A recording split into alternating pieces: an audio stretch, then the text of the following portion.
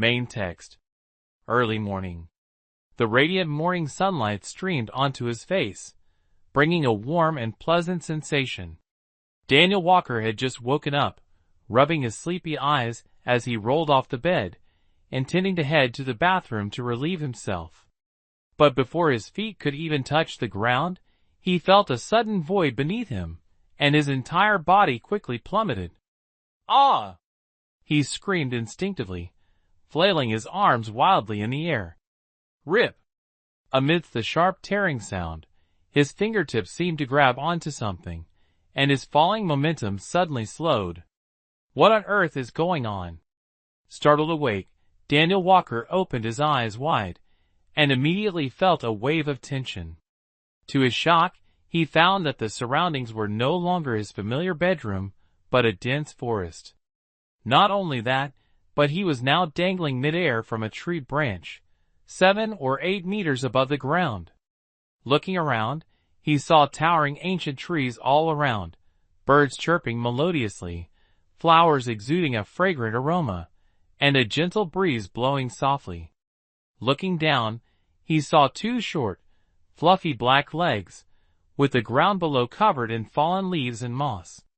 Looking up, he saw a pair of small, soft black paws. Soft, velvety paws? What the heck is this? Why do I have paws? Startled, Daniel Walker quickly pulled one of his hands in front of his face to get a better look. Rip! But as soon as he let go, his body slipped downward, causing him to panic and hurriedly grab onto the branch again. After struggling to regain his balance, he anxiously tried to recall. Why am I hanging from a tree? Why am I in a forest? I was clearly, on a blind date with a beautiful woman, wasn't I? If he couldn't remember, that would have been one thing, but as soon as he did, he was even more shocked. Because Daniel Walker suddenly remembered he had died. As for how he died, let's not bring it up. In any case, he remembered it wasn't a glorious death. In fact, it was downright embarrassing, the kind of story that would make people laugh until their sides hurt. But why, after dying, did he suddenly appear in a dense forest? Could it be that he had been reincarnated? Wasn't it said that reincarnation erases all memories? This script is all wrong. Huh? At that moment, a doubtful sound echoed from beneath the tree. Daniel Walker lowered his head and discovered a little girl standing at the base of the tree, looking up at him with her big, round, jet-black eyes. The girl was thin and frail, dressed in a simple blue coarse fabric outfit, her hair braided into 2 goat horn pigtails, and wearing a rare pair of small cloth shoes. Her appearance screamed, "Countryside girl." Seeing her, Daniel Walker felt a surge of joy in his heart and quickly asked politely, "Hello, little girl. Can you tell me what day it is today?" Ba ba ba. To his shock, the moment he opened his mouth, a series of soft bleats, like a baby goat, came out instead. What the heck? My voice? What on earth is going on? Startled by the sound, Daniel Walker hurriedly used his 2 small paws to cover his mouth. But he had forgotten that he was hanging on a tree branch. The moment his paws let go, his entire body plummeted straight to the ground like a falling ball. Help! Ba ba ba. As the ground rushed closer, he let out another terrified cry. To his surprise, halfway through his fall, he landed in a pair of warm arms. The little girl beneath the tree had astonishingly leapt several meters into the air, catching Daniel Walker mid-fall, and safely landing back on the ground with him in her embrace. Why are you so timid? I just said huh, and you got scared enough to fall off the tree. The girl held Daniel Walker, turning him over and examining him curiously. But you look really strange. You clearly have the shape of a bear, but why are you black and white? And your cries are so weird. You're the one who looks like a bear. Your whole family looks like bears. Daniel Walker, realizing he was being treated like a stuffed toy, angrily retorted. But the moment he opened his mouth, all that came out was another round of Ba ba ba. Instead of sounding intimidating, it made him seem even smaller and more helpless. Yes, small and helpless. Because compared to the little girl's size, Daniel Walker realized his current form was only about as big as a house cat, utterly adorable. All right, stop crying. I'll let you go. The girl giggled as she placed him gently on the ground. Go on, go find your mom. With his forepaws touching the ground, Daniel Walker hurriedly scampered off into the forest in a panic. But after only a few steps, he suddenly stopped, as if compelled by an invisible force. Find my mom? Where would I even begin to look for her? I'm clearly a human. Am I supposed to look for a bear mom? Muttering to himself, he abruptly turned around and headed back toward the girl. Compared to wandering aimlessly in a dangerous forest, he felt it was better to adapt to human life. Instead of searching for some unfamiliar bear mother, he might as well follow the girl and see where she lived. The girl, who had just released Daniel Walker and was preparing to venture deeper into the forest, was surprised to see him trotting back toward her. She squatted down, patted his head, and giggled. Hey there, little one, why are you following me? Do you want to come home with me? Yes. I want to see your house. Daniel Walker, delighted that the girl understood his intentions, didn't even bother to argue about being called little. He eagerly replied, Me. Once again, his words turned into the bleating of a baby goat. Unfortunately, despite Daniel Walker's simple request, the girl didn't agree. She patted his head, sighed regretfully, and said, Oh dear, you're really cute, but I'm looking for a spirit beast to form a contract with. You don't have any spiritual energy in you, so I can't take you home. With that, she stood up and continued walking deeper into the forest. Contract beast? What the heck is that? Hearing this, Daniel Walker panicked as he saw the little girl leaving him behind. No way. In this desolate place, he didn't want to be alone. What if he encountered a gray wolf or fell into a trap? He'd be done for. He had to stick with this girl, even if it meant freeloading. Bleat, bleat. Bleat, bleat. He quickly cried out, chasing after the girl's steps. The girl hadn't walked far when she noticed Daniel Walker running toward her, looking somewhat helpless.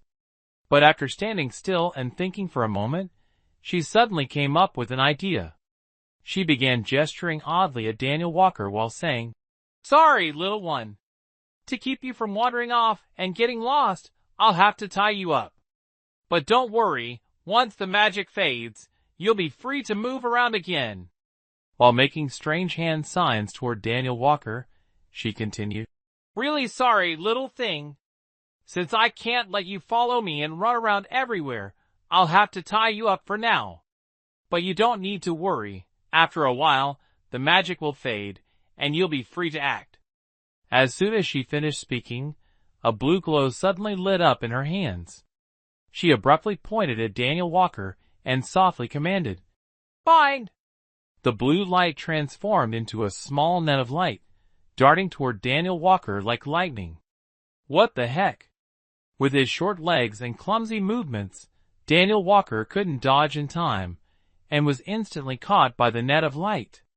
But just as he was about to purse his lips and bleat bleat in protest, he suddenly felt a warm sensation spreading through him. The net of light covering him quickly melted away like snow under the sun, and then a strange energy surged into his limbs and bones. So refreshing. As the peculiar energy flowed into his body, Daniel Walker felt his entire being tingling, so comfortable that he trembled all over. Oh! You can actually resist my magic? The girl's eyes widened in disbelief as she saw her spell mysteriously dissolve on Daniel Walker. She exclaimed in surprise, Are you actually a spirit beast? Chapter 2, I'm a Panda. Daniel Walker saw the astonished look on the little girl's face and thought to himself, There's hope. He didn't have time to wonder what a spirit beast was, nor did he bother analyzing why the little girl could use magic. He hurriedly nodded his head repeatedly, exclaiming, "Yes, yes, yes! I'm a spirit beast! I'm definitely a spirit beast!" Unfortunately, as soon as he spoke, it came out as, "Me, me, me." Luckily, though the little girl couldn't understand what Daniel Walker was saying, her attitude shifted completely. She reached out and picked him up, turning him over and examining him while muttering in amazement, "How strange! You clearly don't have any spiritual energy on you, so how could you resist my magic?" "You're asking me? Who am I supposed to ask? I'd like to ask you why you even know magic." Daniel Walker, being poked and prodded as she turned him this way and that, felt a deep sense of grievance in his heart. However, after being repeatedly humiliated by his own me sounds, he had grown smarter. After thinking quietly for a moment, he decided not to speak anymore. Instead, he switched tactics, opting to use a pitiful gaze to win her over. "I'm not a little bear, am I? Then I'll just sell my adorableness with gentle eyes." Daniel Walker stared intently at the little girl's glasses, trying his best to appear as cute as possible. But to his dismay, the girl's attention wasn't on his appearance at all. After kneading and inspecting him for a while, she continued muttering to herself, "So strange. My binding talisman can restrain even regular wild boars, but it's useless against you. And yet, you don't have any spiritual energy." Hearing her mumbling, Daniel Walker thought she might abandon him again. Panicking, he stuck out his tongue in an attempt to appear endearing. As if possessed by some strange impulse, he lightly licked the back of her hand. The girl chuckled at his action, but her decision didn't change. She reached out to gently pat his head, her expression conflicted as she said, "You don't have any spiritual energy, so you won't pass the family's spirit beast test. If you can't pass the test, you won't qualify for spirit beast rations. Sigh, I can't even afford to feed myself. If I take you home, you'll starve to death sooner or later. Forget it, you should just go." She reached out her hand to gently pat his head, her expression filled with reluctance as she said, "You don't have any spiritual power, so you won't pass the clan's spirit beast examination. Without passing the test, you won't be able to receive the spirit beast food rations. Sigh, I can barely support myself. If I take you back, sooner or later, you'll starve to death. You should just leave." After saying this, the little girl, though clearly hesitant, reluctantly placed Daniel Walker on the ground. Spirit beast examination? And food rations? Is this the legendary all-inclusive deal? Hearing the little girl's muttering, Daniel Walker suddenly felt an overwhelming excitement in his heart. Seeing that she was about to leave, he quickly pounced forward, wrapping his tiny front legs tightly around her calf and shouting, "I am a spirit beast! I am a spirit beast! I will definitely pass the test." As soon as he finished speaking, his cries turned into a series of pitiful bleats, filled with panic. The little girl looked at Daniel Walker's frightened appearance and seemed to think of something, standing frozen in place. After a long moment, her eyes reddened, and she picked him up again, saying softly, "Could it be that you, like me, are also an orphan?" She fell silent for a while, before seemingly making a firm decision. Resolutely she said, "All right then. If taking you home means we starve, so be it. We'll starve together." Hearing her decision to bring him home, Daniel Walker was overjoyed. Starving? So what? At worst, he could sneak out to steal some chickens, or chicken eggs. But chickens were too strong, too powerful to provoke. No matter what, it was still better than staying alone in this dangerous forest. "Ba ba!" He let out two happy bleats, snuggling into the little girl's arms with delight. A few hours later. Western Leaching Reed Mansion. Daniel Walker thought. The little girl carrying him must come from a poor family. But the reality was entirely beyond his expectations. Because after she carried him to a mountainous city, she directly entered a grand and majestic building. This house had a wide and spacious entrance, with several guards standing on either side of the gate. Above the door hung a large plaque with the words, "Reed Mansion," inscribed on it. Inside, the space was not only vast but also intricately decorated, exuding an air of grandeur. Could it be that the little girl was a servant of this wealthy household? Or perhaps a maid to some noble lady? Even the maids here know magic. How extraordinary this world is. Daniel Walker noticed that, as the girl carried him into the mansion, the guards at the gate neither stopped her nor greeted her, allowing her to pass without question. His mind began to churn with curiosity. But the scene that followed completely overturned his assumptions. Because after wandering around the grand estate for a while, the girl carried him to a secluded small courtyard.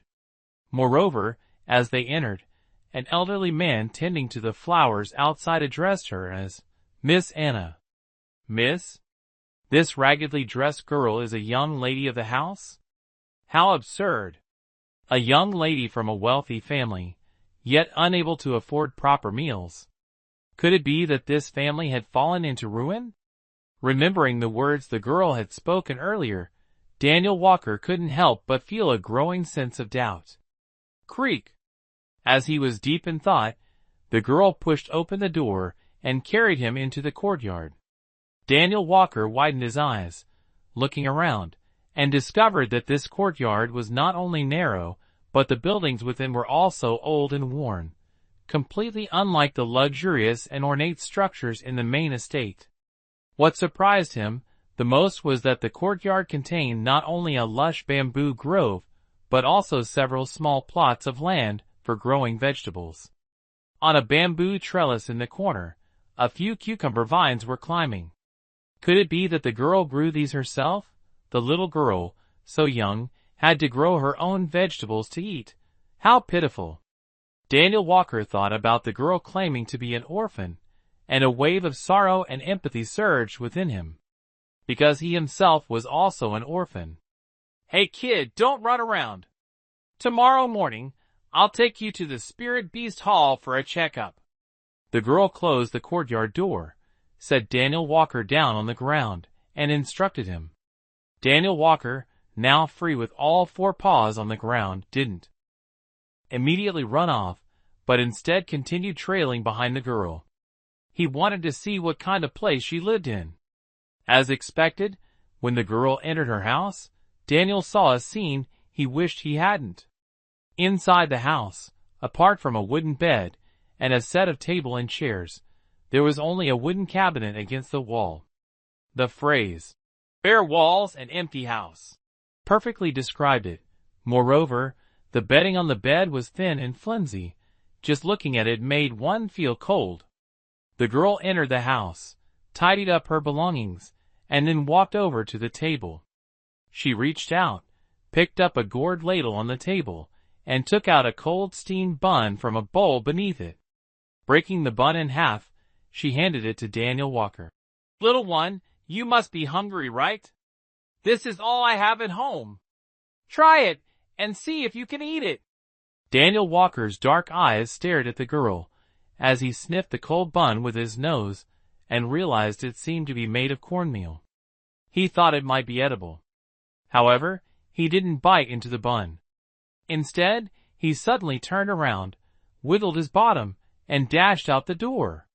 The girl, seeing that Daniel Walker refused to eat the bun, had a hint of worry flash through her eyes. She stood up to see where he was going and muttered to herself, "How silly of me! Bears like meat, why would they eat buns?" But before she could finish her sentence, she froze on the spot. She was stunned to see the little black and white bear she'd brought home running into the bamboo bushes, happily chomping on a bamboo shoot. "You like eating bamboo shoots?" The girl was both surprised and delighted. "I'm a panda. If I don't eat bamboo, what else would I eat?" Daniel Walker gnawed on the bamboo shoot, while feeling a mix of grievance and exasperation. Chapter 3. Truly Out of Place. Although being transmigrated into a panda left Daniel Walker speechless, he could only reluctantly accept the reality. A panda? Well, a panda it is. After all, pandas are national treasures. At least it's better than being an ox or a horse. Sitting under a bamboo grove, munching on some bamboo shoots for a while, he eventually stood up and returned to the room. After some busy moments, the little girl had prepared a nest for him. An old bamboo basket and a handful of dry straw served as his bed. Seeing this, Daniel Walker didn't complain. Obediently, he ran over to the little girl and clumsily climbed into the bamboo basket using both his hands and feet. "You're so clever!" The little girl couldn't help but reach out to pat his head, laughing heartily as she said, "Oh, right! Should I give you a name? I already have a name. My name is Daniel Walker." The moment Daniel Walker heard her mention giving him a name, he immediately protested. But in the next second, he bowed his head in frustration. Because what came out of his mouth was just a string of ba-ba-ba sounds. "You're black and white. How about I call you Dumpling?" The little girl stared at him for a while, her eyes lighting up as she seriously said, "Black sesame dumplings are also black and white, and they're my favorite." "Dumpling? Isn't that my nickname?" This little girl, could she have predicted that? A kindred spirit. Daniel Walker's eyes lit up, and he quickly stood up, nodding enthusiastically. "Hee, you agree, don't you? Then it's decided." The little girl saw him nodding and, as if thinking of something else, cheerfully asked, "Can you understand what I'm saying, little dumpling?" "Bah!" Daniel Walker nodded vigorously. "You really understand?" The little girl still seemed a bit unsure and continued, "Then lift your right paw for me." Lift his right paw? Why would he need to lift his right paw? Daniel Walker was momentarily stunned, but after a brief hesitation, he awkwardly lifted his right hind leg. "Poof!" The little girl couldn't hold back her laughter and said, "I told you to lift your right front leg, not to imitate a golden retriever peeing." "Goodness! You were the one who told me to lift my right leg. The front ones are called arms, understand? Right arm." Still struggling to fully accept his identity as a panda, Daniel Walker's face darkened as he irritably plopped down into his nest.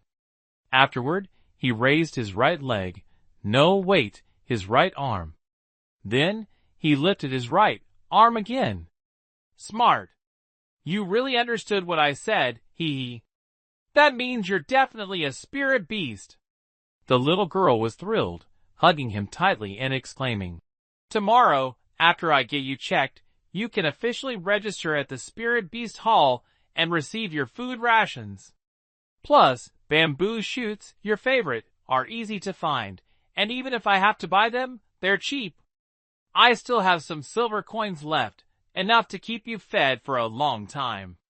So you won't have to go hungry like me anymore." But hearing her cheerful words, Daniel Walker couldn't bring himself to feel happy. This little girl, barely years old, had to worry about hunger every day. And now, she was genuinely overjoyed at the thought that he wouldn't go hungry anymore. What a pitiful child. What kind of twisted world is this? So unfair. Ding!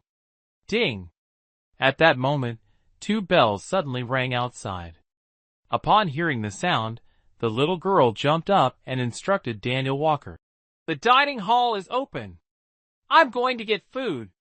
Little round bun, be good and stay home, don't wander off.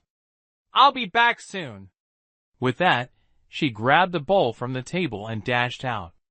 Daniel Walker watched her figure disappear and let out a quiet sigh. Stretching out all 4 limbs in the bamboo basket, he began to ponder deeply. After half a day of torment, his curiosity about this world had grown immensely. First, this was a cultivation world. That much was obvious from the little girl's use of magic. Second, This world had spirit beasts.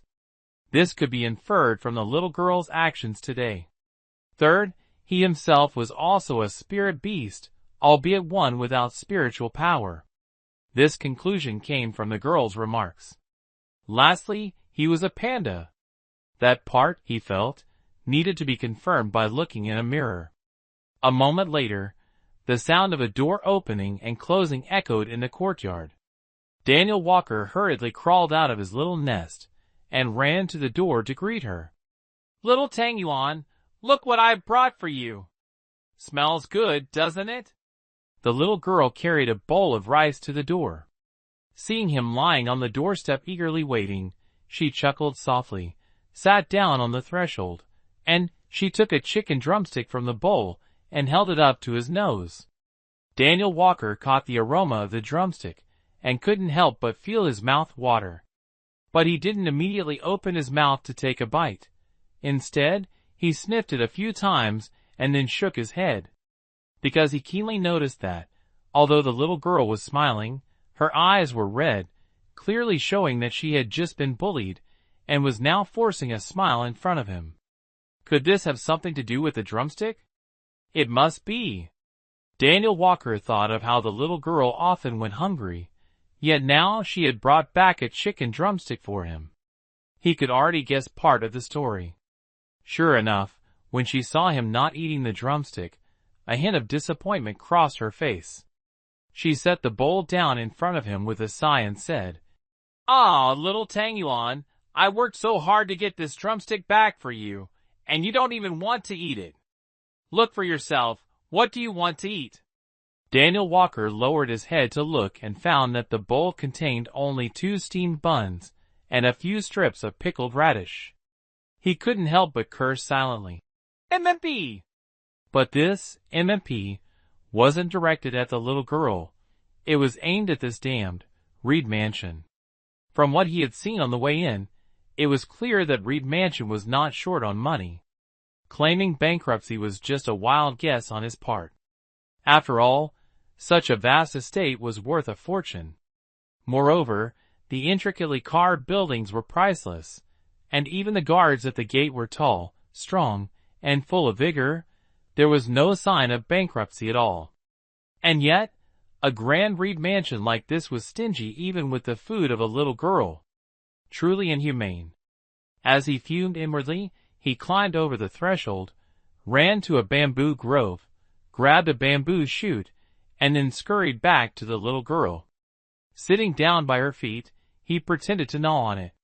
Seeing him gnawing on the bamboo shoot again, the little girl seemed to breathe a sigh of relief. She glanced at Daniel Walker, then quietly took a bite of the chicken drumstick. Her face showed a complex expression, both enjoyment and anguish, as tears inexplicably welled up in the corners of her eyes. "Ah, eating a single chicken drumstick has come to this. Little girl, just how much suffering have you endured?" Daniel Walker saw the little girl with teary eyes. Although he didn't know what she was thinking, a wave of bittersweet empathy surged in his heart. Thinking back to the past, he too was an orphan. Quietly, he bit on a piece of bamboo shoot, then used both his hands and feet to climb onto the girl's lap, gently leaning into her embrace.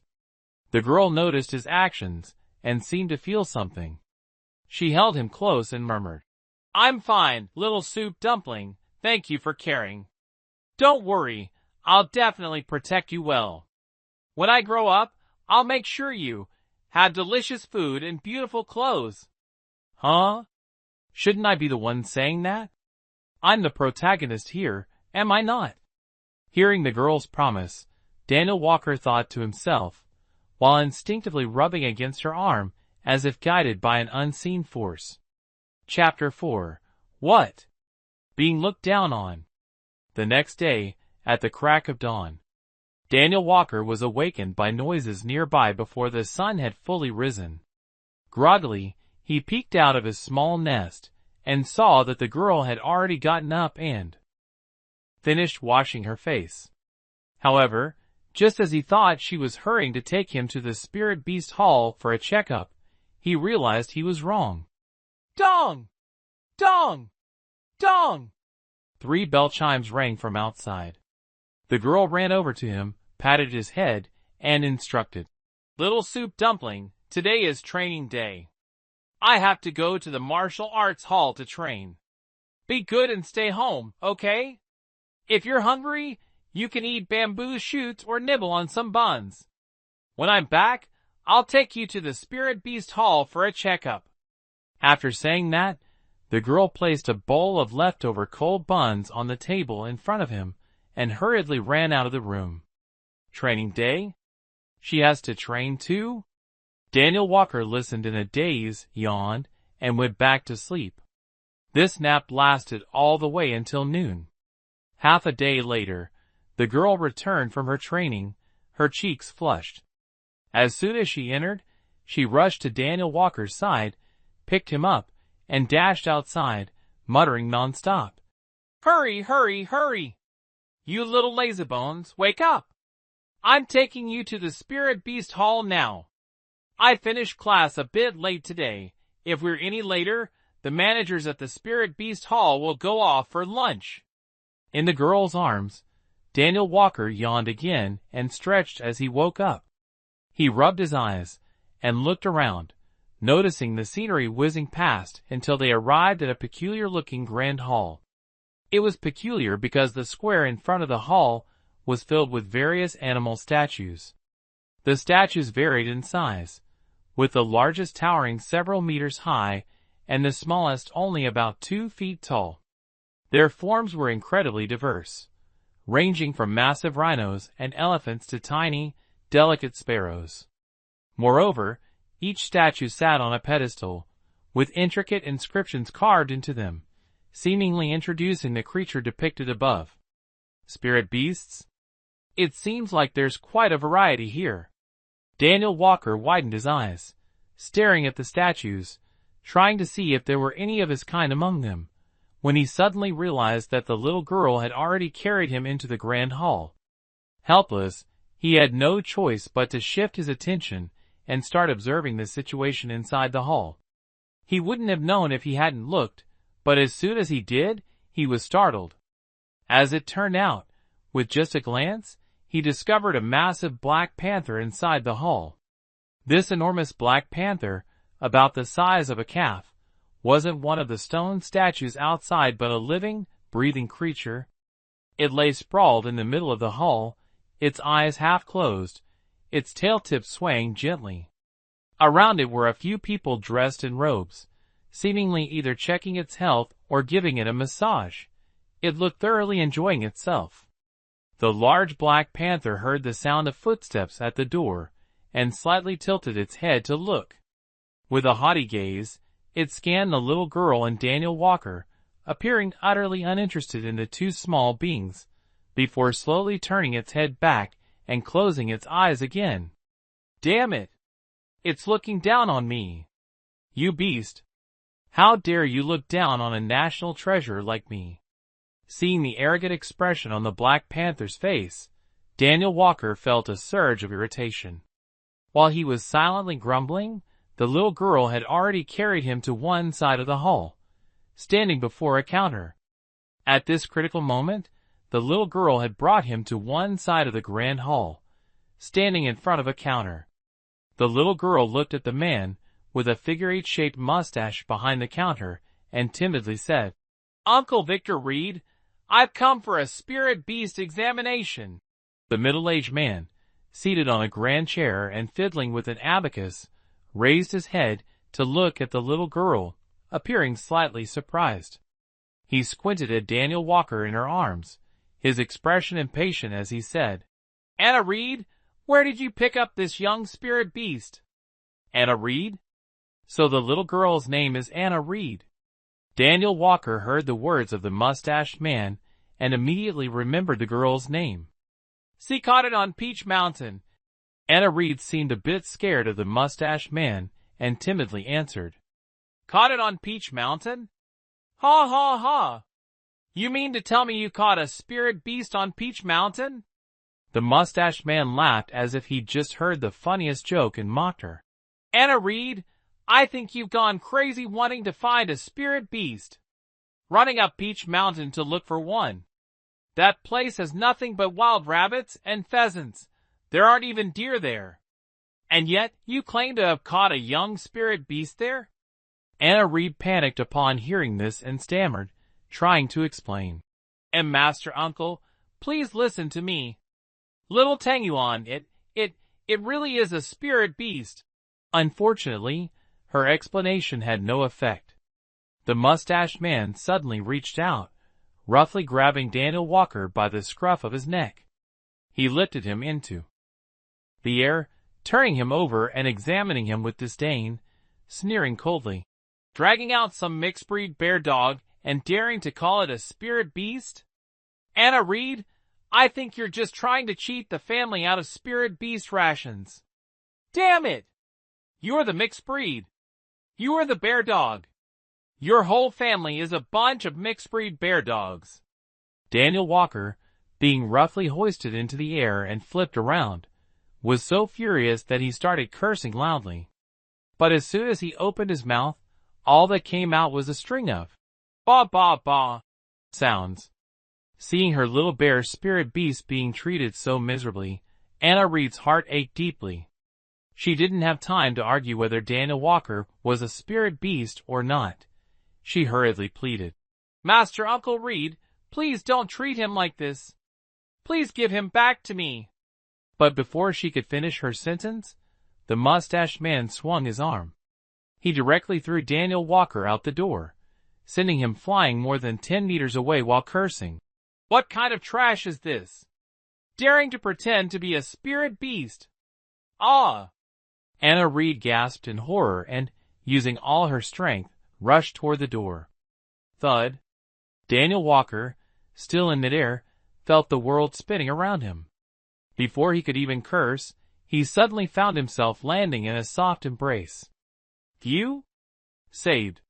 What a capable little girl. Damn it, I almost fell to my death. This national treasure nearly got destroyed. Looking at the small, worried face before him, Daniel Walker felt a wave of relief. But in the very next moment, an inexplicable anger flared up from the bottom of his heart, because he realized that Anna Reed, in order to catch him, had thrown herself down to act as a human cushion. Now, she was lying flat on the ground, her face filled with pain. Clearly, the fall had been a harsh one. You damn bastard! Do you believe I'll bite you to death?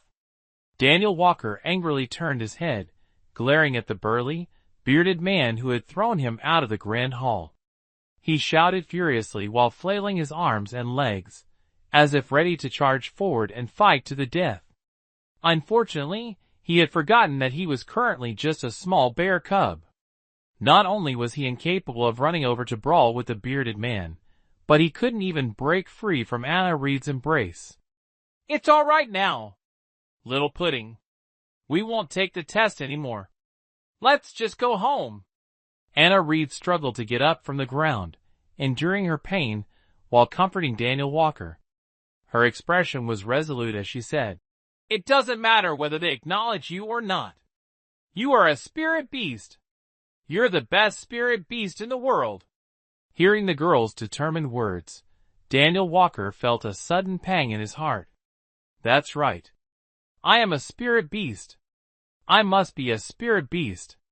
And not just any spirit beast, I will be the strongest spirit beast in the world.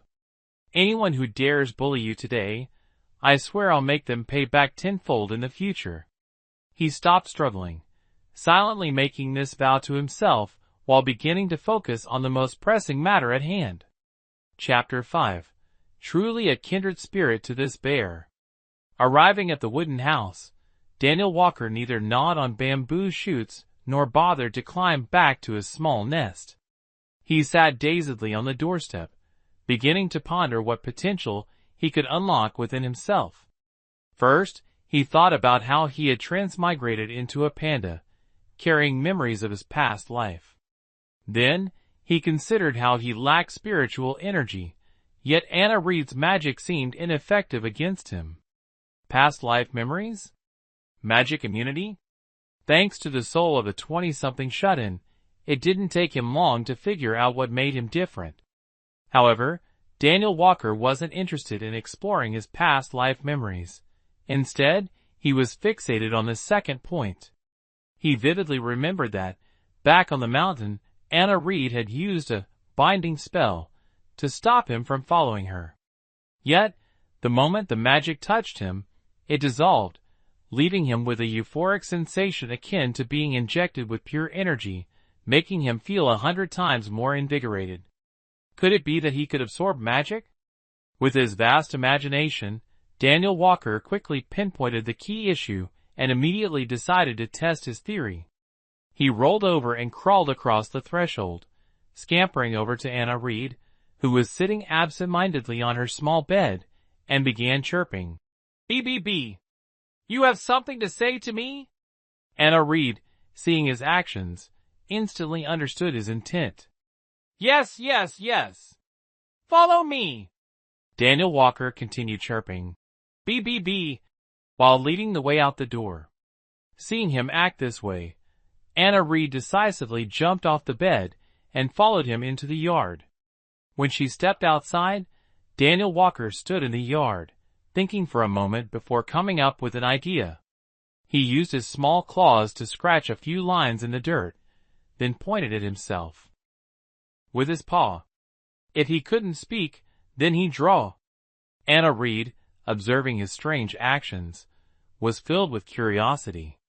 The little girl bent down to look and saw Daniel Walker drawing intersecting straight lines on the ground, 3 horizontal and 3 vertical. She couldn't help but curiously ask, "What is this?" "Binding technique." "The binding technique you overlooked," Daniel Walker anxiously exclaimed, pacing in circles. Unfortunately, even though Anna Reed was intelligent, expecting her to understand what the little bear was trying to convey from a few messy sketches was truly a bit too much. Seeing that the girl didn't immediately grasp his meaning, Daniel Walker had to stop and think further. After a moment, he came up with an idea. "Isn't it just drawing? Then I'll draw more." He decisively plopped down on the ground and, based on the scenario of their chance meeting in the mountains the other day, began carefully sketching on the sand. First, he drew a little bear hanging from a tree branch, abstract style. Next, he drew a small figure walking to the base of the tree. A straight line and 6 slanted lines represented the tree, while 5 small sticks and a circle represented the person. Then he drew the little bear following the small figure. After a quarter of an hour of effort, Anna Reed finally understood Daniel Walker's simple drawings and grasped the meaning he wanted to convey. "You want me to use the binding technique on you?" she asked in surprise. "Yes, yes, yes." Daniel Walker nodded enthusiastically. "But why?" Anna Reed asked, still somewhat puzzled. "Don't ask why, just use it on me." Daniel Walker didn't know how to explain, so he simply bleated, Me, while jumping up and down on the spot. Anna Reed hesitated for a moment before standing up and saying, "All right then. If you say to use it, I'll use it. But my spiritual power is limited. I can only cast it 6 or 7 times. That's enough. Just 2 tries will do." Daniel Walker, realizing she understood him, quickly and excitedly responded. Seeing his overjoyed expression, Anna Reed couldn't help but smile. She straightened her posture, took a deep breath, clasped her hands together in front of her chest, and performed a binding spell similar to the one she had used the day before. Whoosh! Sure enough, a shimmering blue spiritual net descended upon Daniel Walker and disappeared in an instant. At that very moment, a warm surge of spiritual energy flowed through his body, making him shiver in delight. It worked. Feeling the newfound strength coursing through him, Daniel Walker was overjoyed. To demonstrate that he had received power from the spell, he ran to the vegetable garden, found the largest radish, and, acting fierce, bit its leaves and tugged at it with all his might. "Do you mean absorbing the spell can make you stronger?" Anna Reed, watching his strange actions, guessed with a mix of astonishment and delight. Smart. As expected of my soulmate. Hearing her words, Daniel Walker enthusiastically nodded. Is this really possible? Anna Reed, receiving his affirmative response, looked utterly incredulous. Little Walker, you don't have spiritual power in your body, but you can absorb the spiritual energy from spells? And then gain strength from it? Exactly. That's exactly how it works. Daniel Walker nodded vigorously, then proudly tilted his head back and howled like a wolf. Me. You actually have such a miraculous ability? Anna Reed was overjoyed. She ran over, hugged Daniel Walker tightly, and began rubbing him while crying tears of happiness. Who says you're not a spirit beast? You're absolutely the nemesis of spirit beasts. Once you grow a bit bigger, anyone who dares to fight you will just have their spiritual energy drained, and then, bang! Just as a man and a bear were overjoyed, the small courtyard door suddenly emitted a loud noise. At the very moment when the man and the bear were moved to tears of happiness, the small courtyard door suddenly let out a deep, muffled sound. Daniel Walker and Anna Reed quickly turned their heads to see a group of children, around 10 years old, suddenly storming into the courtyard. Behind them were 7 or 8 various creatures, clearly their contracted spirit beasts. The mischievous kids, upon entering the courtyard, immediately saw Anna Reed and Daniel Walker, embracing. One slightly older child, dressed in fine silk, rushed forward to the two and pointed at Daniel Walker, whose fur was a mix of black and white, laughing loudly. Look, everyone! Isn't this the mixed-breed bear that Uncle Victor Reed mentioned? Ha ha ha! Hearing this, Daniel Walker's anger flared up. But he wasn't angry at the mischievous kids in front of him. Instead, he thought of the mustached man named Victor Reed from the Spirit Beast Hall. That damned scoundrel. It was bad enough that Victor was a heartless man, but to spread stories about him, allowing a group of brats to come and ridicule him? As Daniel seethed in anger, the other kids gathered around. Anna Reed, you couldn't even afford a spirit beast, so you brought a mixed-breed bear to Uncle Reed's place to scam food for spirit beasts. Ha ha ha! Are you so hungry that you want to eat spirit beast food to fill your belly? Don't ask why, just use it on me. Daniel Walker didn't know how to explain, so he simply bleated, me, while jumping up and down on the spot. Anna Reed hesitated for a moment before standing up and saying, All right then. If you say to use it, I'll use it. But my spiritual power is limited. I can only cast it 6 or 7 times. That's enough. Just 2 tries will do. Daniel Walker, realizing she understood him, quickly and excitedly responded. Seeing his overjoyed expression, Anna Reed couldn't help but smile.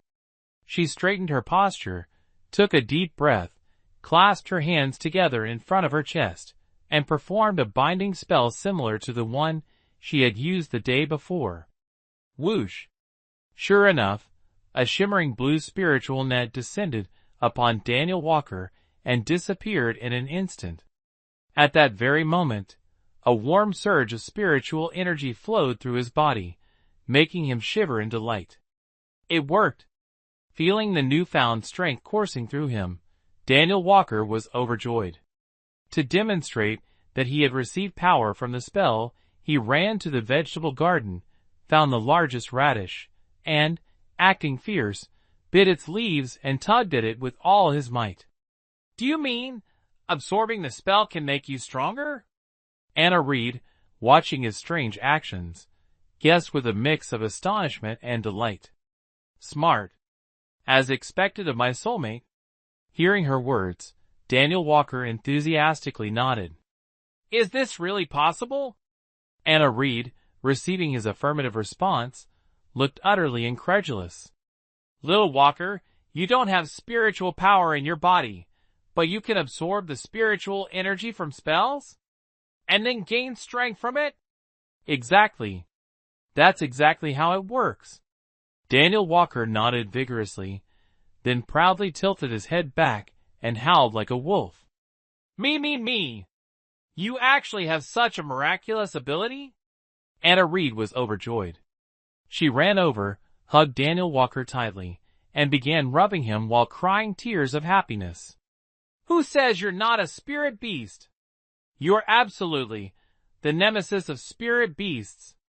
Once you grow a bit bigger, anyone who dares to fight you will just have their spiritual energy drained, and then, bang! Just as the man and the bear were overwhelmed with joy, the small courtyard gate suddenly let out a loud noise. At the very moment when the man and the bear were moved to tears of happiness, the gate of the small courtyard suddenly emitted a heavy thud.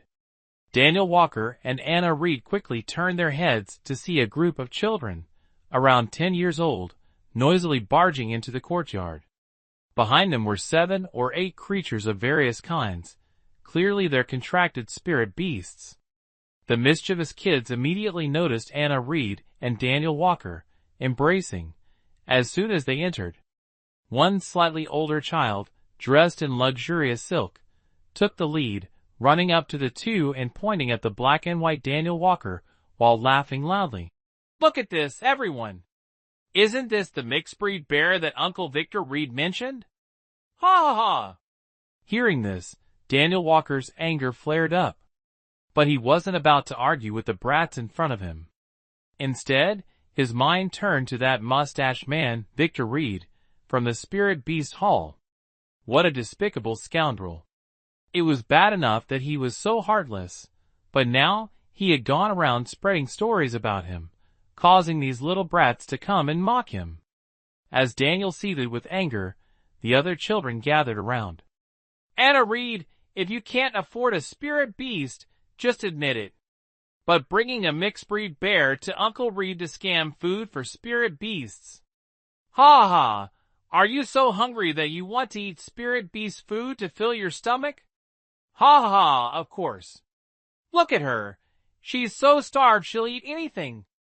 Next time, don't let her into the dining hall anymore. Just give her spirit beast food, that'll be enough. Isn't that too good for her?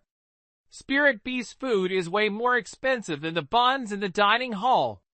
Ha ha! The kids, like a swarm of bees, surrounded the man and the bear, laughing and jeering loudly. Hearing their mocking laughter, Anna Reed trembled with anger. She held back tears that were threatening to fall, biting her lip as she said, Get out of here! You're not welcome here. Oh my, the illegitimate child of a traitor dares to act this way? The Reed family has already shown you great mercy by taking you in. And now you dare to chase us off our own turf? The child in silk sneered with disdain, his arrogant gaze sweeping across the courtyard. Suddenly, something caught his eye, and he exclaimed, Oomph! You dare to secretly grow vegetables in the Reed family estate? Do you think our estate is your personal garden? With that, the mischievous boy gave a sly wink to his friends and smirked. Everyone, pull out all her vegetables. Let's not let her tarnish the Reed family's reputation. As soon as he finished speaking, the other children cheered loudly and surged toward the corner of the courtyard like a swarm of bees. They began uprooting the vegetables and tearing down the cucumber trellis. Chapter 6. The Little Bear Dares to Bite Me. Daniel Walker, seeing this, became so furious that he let out an enraged cry. You little brat! I can't believe you're even more vicious than adults. You truly deserve a beating. He struggled, wanting to leap out and bite someone, but Anna Reed held him tightly in her trembling arms, leaving him completely immobile. Thankfully, heaven seemed to have some justice. Though he couldn't jump out to attack, it didn't mean he wouldn't get an opportunity. The child dressed in fine silk, noticing the little bear in Anna Reed's arms growling, suddenly seemed to have a wicked idea. Without warning, he reached out to grab the bear, as if intending to snatch it away from her. Paralyzed. You little mutt. How dare you try to grab me? The moment Daniel Walker saw the boy's hand reaching out, he didn't hesitate and bit down hard. Though he was now just a baby panda, his natural bite force was nothing to scoff at. Combined with his sharp, pointed teeth, he immediately sank them into the boy's hand, leaving it dripping with blood. Ah! The silk-clad child screamed in pain, completely caught off guard. He stumbled back a few steps, both terrified and furious, shouting, "You little beast! How dare you bite me? Bleh! Bleh! Bleh!" Daniel Walker sneered at the sight, sticking out his tongue and rolling his eyes, making a mocking face at the boy. Unfortunately, his adorable, playful antics only seemed like the greatest provocation in the eyes of the silk-clad child. "You filthy mutt! Let's see if I don't beat you to death," the child roared. His face twisted with rage as he clenched his fists and charged at Daniel Walker aggressively. But how could Anna Reed just stand by and watch her beloved little spirit beast get attacked? Seeing the child in luxurious clothing charging toward her, the little girl swiftly sidestepped. The child in luxurious clothing grew furious upon seeing this and chased after her. Unfortunately, despite their seemingly high status within the Reed family, their cultivation level was weak. They chased Anna Reed, who was holding a small bear, around the yard for quite some time, but couldn't even touch the hem of her clothes. Realizing they couldn't catch Anna Reed, the child felt utterly humiliated. "Run, run, run! Keep running, you little brat!" Overcome with embarrassment, they stopped in their tracks and began casting a spell. However, their talent in spell casting was no better than their agility. After struggling to form hand seals for what seemed like half a day, they barely managed to release an unstable ice arrow imbued with spiritual energy. Whoosh! The crooked ice arrow shot toward Anna Reed, but she easily dodged it. Out of tricks and feeling completely humiliated, the child in luxurious clothing finally remembered they had allies. They shouted hoarsely, "You fools! What are you standing there for? Catch Anna Reed now. I want to kill her little bear." The 7 or 8 children nearby snapped out of their daze and quickly rushed forward to attack Anna Reed. Though Anna Reed fought back with exceptional talent, the yard was too small, and her opponents outnumbered her. Despite her efforts to evade, she was ultimately caught by the group of children. Thud! Poor Daniel Walker, the little bear, was also thrown to the ground by the children, landing face first with all 4 legs splayed out. "Humph! Anna Reed, you lowly brat." The child in luxurious clothing sneered triumphantly before turning vicious. "Open your eyes and watch how I kill your little bear." With that, they once again began casting a spell on Daniel Walker. "No! Don't kill little sugar ball!" Anna Reed cried out in horror. She struggled to break free, but was tightly restrained by the children her age. Helpless, she could only sob and plead, "Edward Reed, if you want to hit someone, hit me. Don't hurt my spirit beast." "Humph! Now you beg for mercy? Too late." Edward Reed, the child in luxurious clothing, sneered coldly. While continuing to cast the spell on Daniel Walker, he gritted his teeth and said, "That little bear dared to bite me. Today, it must die." Whoosh! As soon as his words ended, the spiritual energy arrow in his hand finally took shape, shooting crookedly toward Daniel Walker. "Ah!" Anna Reed screamed in terror and shut her eyes tightly, unable to bear watching. But to her surprise, after Edward Reed's spiritual arrow was fired, the small yard did not echo with the pitiful cries of the little bear, nor were there cheers from the group of children. Instead, there were a few bursts of giggling. Anxiously, she opened her eyes and saw little Sugar Ball, her adorable little bear, sitting unharmed on the ground. Its shiny black eyes were looking at her curiously. Huh? Little Sugar Ball was completely fine. Could it be? It actually isn't afraid of magic. Moreover, it even takes the opportunity to absorb spiritual energy? Yes, that must be it. Anna Reed recalled the new discovery earlier with Little Round Ball, feeling a sudden joy in her heart. However, she didn't show it outwardly and maintained a frightened expression, because she noticed the children around were giggling, while Edward Reed, who had just cast an ice arrow spell on Little Round Ball, looked pale. "What are you laughing at? You idiots, I was just trying to scare them first." As expected, Edward Reed's attack failed. He had no idea his magic had been absorbed by Little Round Ball, and instead assumed there was an issue with his spell, desperately making excuses. Yes. Brother Edward is amazing. Anna Reed was scared out of her wits. Yeah. Killing them right away would be too easy. Scaring them first is better. Look, the little bear is frozen in fear. A group of little kids, quick to learn flattery, eagerly chimed in. Watch closely. Now I'll take this little bear's pathetic life. Edward Reed, encouraged by their praise, became even more arrogant, forming hand seals while speaking smugly. Whoosh! Moments later, another spiritual energy arrow shot out from his hand, wobbling as it flew toward Daniel Walker. Poof! Just like before, the spiritual energy arrow dissolved into nothing upon contact with Daniel Walker, like a puff of air. How satisfying! Daniel Walker shivered with delight, feeling his body brimming with even more energy. Meanwhile, Anna Reed, witnessing the scene, clenched her fists secretly, letting out a sigh of relief in her heart. Brother Edward is incredible. Another fake move. Yes.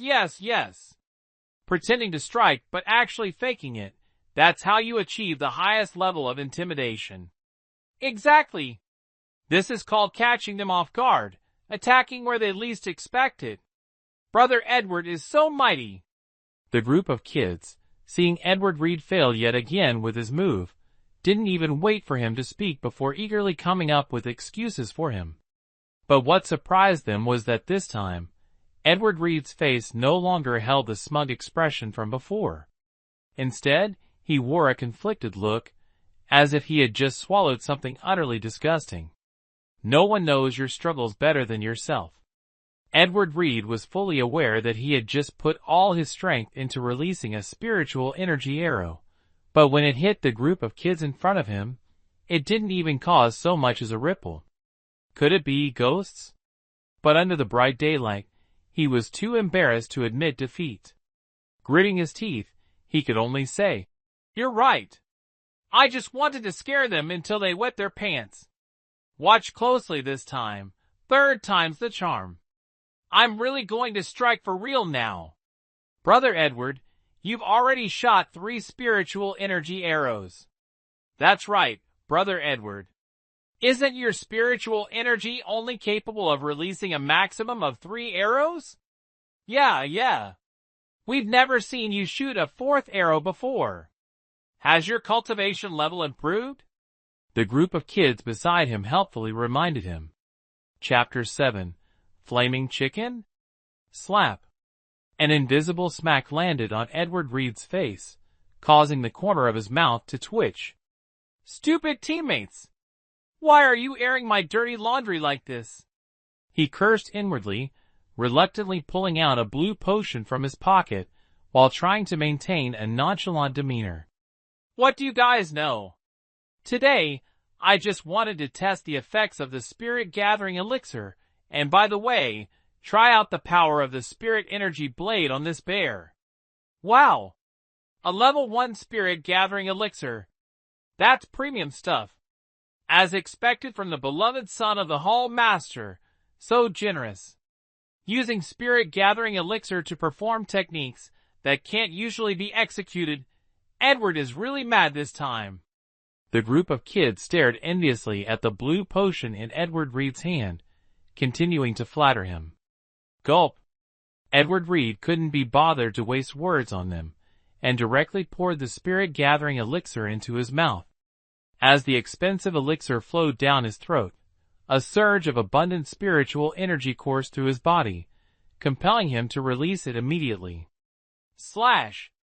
Thanks to the spirit-gathering elixir, his spellcasting speed increased significantly. A shimmering green spiritual energy blade materialized above his head, and without hesitation, he pointed it straight at Daniel Walker, who was lying on the ground. Boom! The spell cast with the aid of the elixir was indeed astonishingly powerful. The spiritual energy blade let out a piercing screech as it sliced through the air, striking down on the small bear's head like a lightning bolt. Dust and debris erupted everywhere. Dead! This time, it's definitely dead. Not just dead, obliterated without a trace. The power of the spirit energy blade is truly terrifying. I heard that once you reach the 3rd level of the Yon Heaven realm, you can execute it. I can't wait to see it. The group of bear cubs chattered excitedly, as the dust still lingered in the air. Anna Reed, standing among the crowd, felt her heart clench once again at the scene. But moments later, she couldn't help but burst into laughter. As the dust gradually settled, a small black and white figure slowly emerged. It sat there on the ground with its hind legs, its pair of black, shiny eyes staring innocently at the group of bear cubs in front of it. Its expression was utterly naive. Satisfying. So satisfying. Daniel Walker sat in the dirt pit carved out by the spiritual power blade, feeling as refreshed as drinking an ice-cold soda on a scorching June day. Every pore on his body seemed to open up in exhilaration. Just moments ago, the spiritual power blade unleashed by Edward Reed, powered by the spirit-gathering water, provided 10 times more energy than the previous spiritual arrow. In an instant, it made Daniel feel his body brimming with strength. Who would have thought being attacked could have such benefits? This was far more convenient than cultivating on his own. Feeling the advantage, Daniel Walker sprang up from the ground and growled at Edward Reed, who stood dumbfounded. Hit me! Keep hitting me! Me! Thud. Edward Reed, who had assumed his attack was successful, was so terrified upon seeing the little bear unharmed that he fell to the ground. His neck stiffly turned toward the wall beside him as he stammered. Fire! Fire, bro, help me out here! Cluck, cluck, cluck. As soon as the words left his mouth, a large rooster with vibrant feathers flew down from the wall and strutted into the courtyard with an air of arrogance. Daniel Walker followed the rooster's descent with his gaze and noticed that the group of animals that had entered the courtyard earlier with the mischievous bear cubs were now sitting neatly on the wall, coldly observing the ridiculous scene before them. Looking at the direction where the rooster had come down, Daniel Walker finally realized that the animals accompanying the playful cubs earlier were now perched on the wall, watching the drama unfold with icy detachment. Can't beat me yourself, so you're sending out spiritual beasts now? He muttered, glancing curiously at the animals on the wall before shifting his attention back to the large rooster in front of him. You're a rooster, right? He craned his neck and asked the rooster, whom Edward Reed had called Fire Bro, standing a few steps away. To his surprise, the creature in front of him actually understood his ball-like words. The rooster tilted its head arrogantly, glaring at Daniel Walker. With its wings akimbo, it angrily retorted. You're the rooster. Your whole family are roosters. I am Fire Rooster. Do you even know about the 1 in 10,000 Phoenix bloodline? Fire Rooster? A 1 in 10,000 Phoenix bloodline? Sounds impressive. Daniel Walker was stunned. Without even questioning why the creature could understand him, he quickly asked, Oh, so you're not a rooster. You're a turkey. Then you must be able to use magic, right? You're the turkey. Your whole family are turkeys. The rooster grew even more furious and shouted, I am Fire Rooster, a born first tier, 5th grade spiritual beast. Of course I know magic. First tier, 5th grade? That sounds powerful. Good, good. That's all I needed to know. Daniel Walker beamed with excitement and quickly said, Come on, make your move. I can't wait any longer. With that, he imitated the stance of a flamboyant pheasant. First, he stood upright on his short little legs, then placed his tiny front legs akimbo, striking a provocative battle pose. You little brat! How dare you provoke me? The golden pheasant grew furious and roared.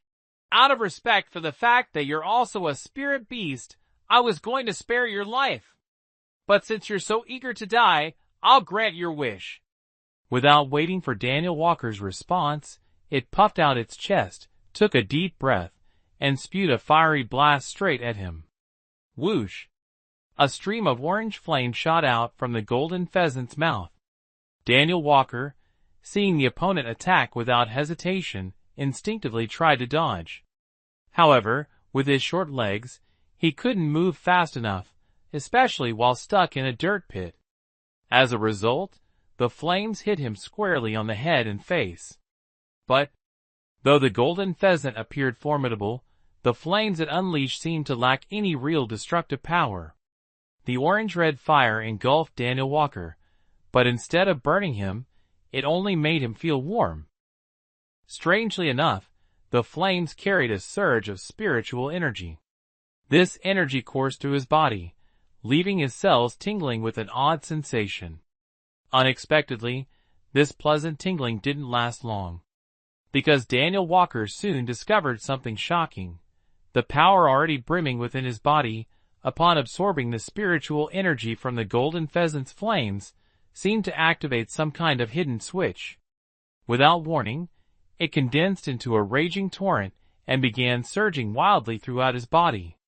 As this overwhelming power rampaged inside him, he felt excruciating pain all over his body, making him instinctively want to explode in response. Roar! Unable to endure it any longer, Daniel Walker let out a strange roar and charged toward the golden pheasant with his short legs. Bawk, bawk! The golden pheasant, confident that its flames would either incinerate the little bear or at least leave it severely scorched, was utterly stunned to see him unharmed and charging straight at it.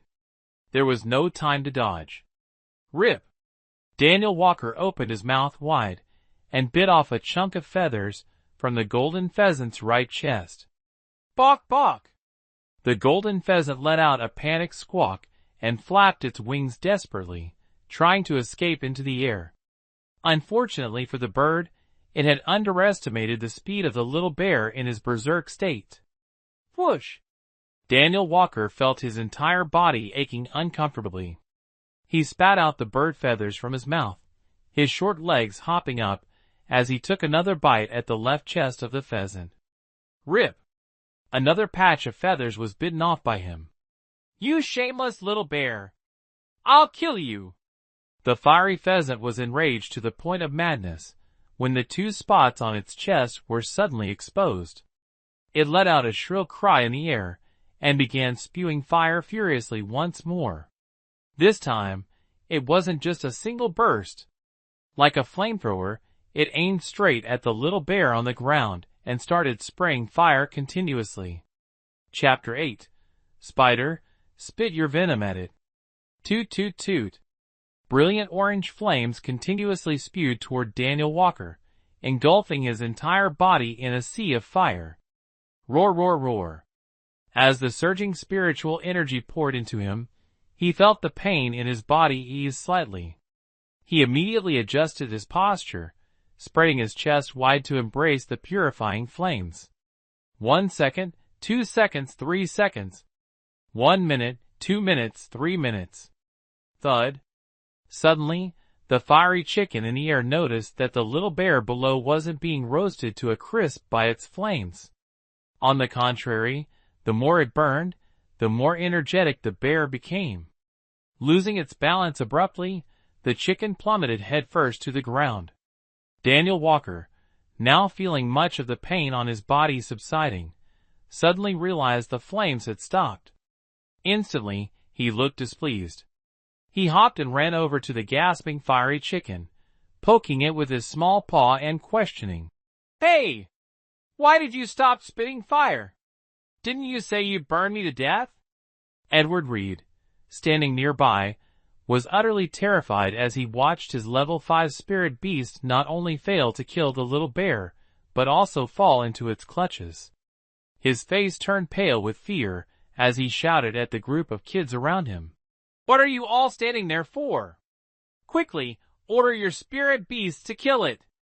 It must be noted that the flaming brocade chicken was a spirit beast Edward Reed's father had spent a fortune acquiring, and it was likely to stay with him for life. If something happened to it, not only would he lose a powerful ally, but even his father wouldn't forgive him. The group of children snapped out of their daze upon hearing Edward Reed's frantic yelling. Right! Brother Jamie, use your wind magic to blow that little bear away. Sister Bat, hurry up and lend a hand. Spider, spit poison on it. They all clamored to command their spirit beasts to join the fight. At that moment, the spirit beasts on the city wall were still stunned by the flaming brocade chicken's slip-up. Hearing the kids' orders, they reluctantly charged forward despite their hesitation. After all, as spirit beasts, once they signed a contract with humans, everything from food and shelter to safety was provided by them. Retreating in battle would be utterly disgraceful. Daniel Walker, hearing the kids summoning their spirit beasts to attack him, couldn't contain his excitement. Come on! Come on! All of you, come at me! To provoke his opponent, he puckered his lips and screamed at the top of his lungs, while raising a claw to pluck a tuft of vibrant tail feathers from the fire chicken's rear, waving it high in the air like a flag. Cluck, cluck, cluck! The fire chicken, already exhausted from spewing flames, let out a pitiful cry when its prized, beautiful tail feathers were snatched, then promptly rolled its eyes and fainted. A beast can be killed, but it cannot be humiliated. Brother Chicken has already admitted defeat, and yet you still pluck its feathers. Brothers, avenge Brother Chicken. The spirit beasts on the wall, witnessing Daniel Walker blatantly abusing a prisoner in front of everyone, immediately roared with fury and charged forward to attack. In the blink of an eye, the previously peaceful courtyard turned into a chaotic battlefield of flying feathers and fleeing animals. Soundwave attacks. Poison mist assaults. Earth element magic. Water element magic. The spirit beasts unleashed their full power, throwing their life-bound spells at the detestable little bear on the ground, as if sparing no expense. Boom, boom, boom. Smack, smack, smack. Whoosh, whoosh, whoosh. The small courtyard was in utter chaos. After exactly 5 minutes, the spirit beasts, nearly drained of their spiritual energy, finally stopped.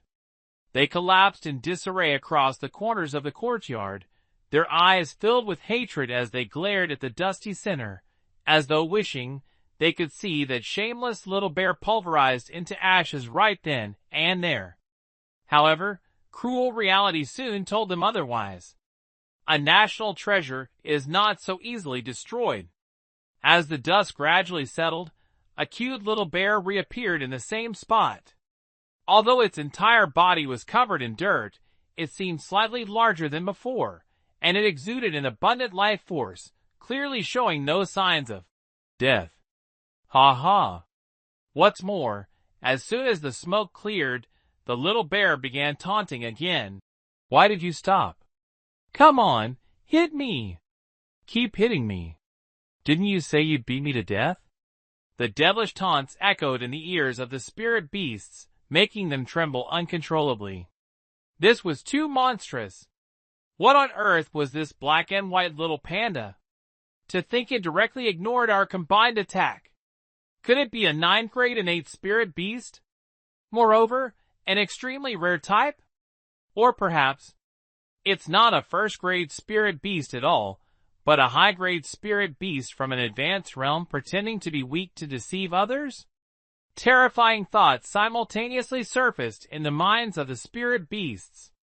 They quickly and stealthily approached the children they had formed contracts with, desperately trying to warn them in every way possible that the little bear in front of them was absolutely untouchable.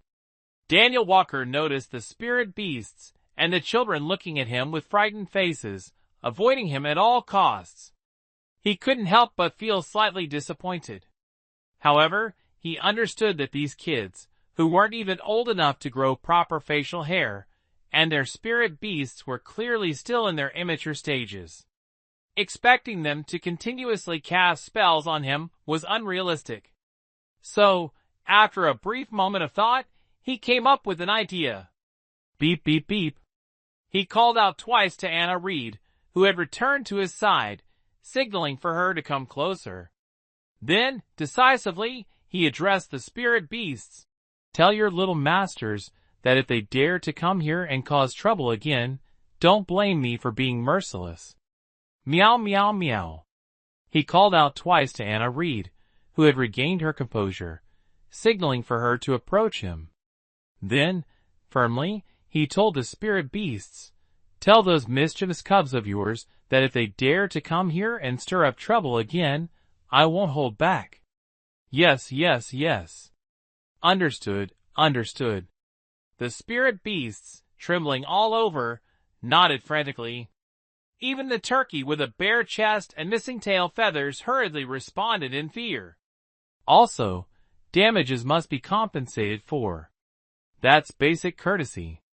Daniel Walker watched as Anna Reed happily ran over to him, affectionately hugging his leg. He then raised one small paw and pointed at the vegetables in the corner. Cabbage is 5 silver coins per head.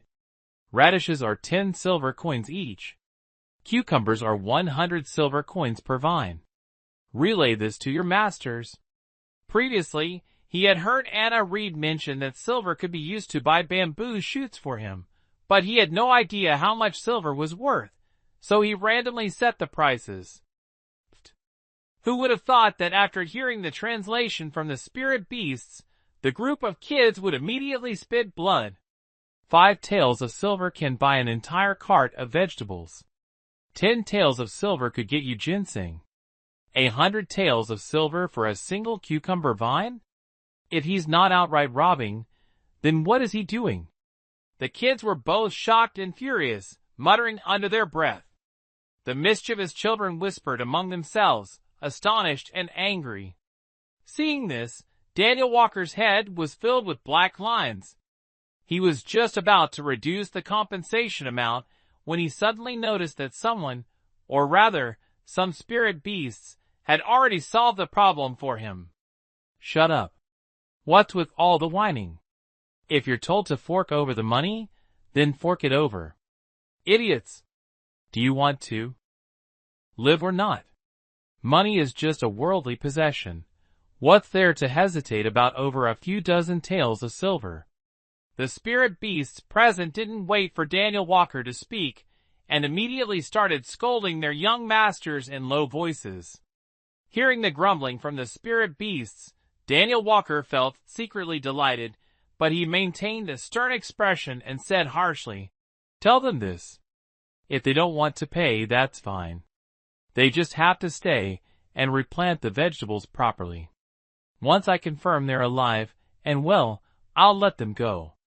The spirit beasts were momentarily stunned upon hearing this, but they quickly conveyed his words to the kids. Extortion. This is outright extortion. Edward Reed, the leader of the group, exploded in rage after hearing the translation from the fire chicken. He angrily pointed at the broken vegetables in the corner and shouted, how are we supposed to make these grow again? Can't make them grow?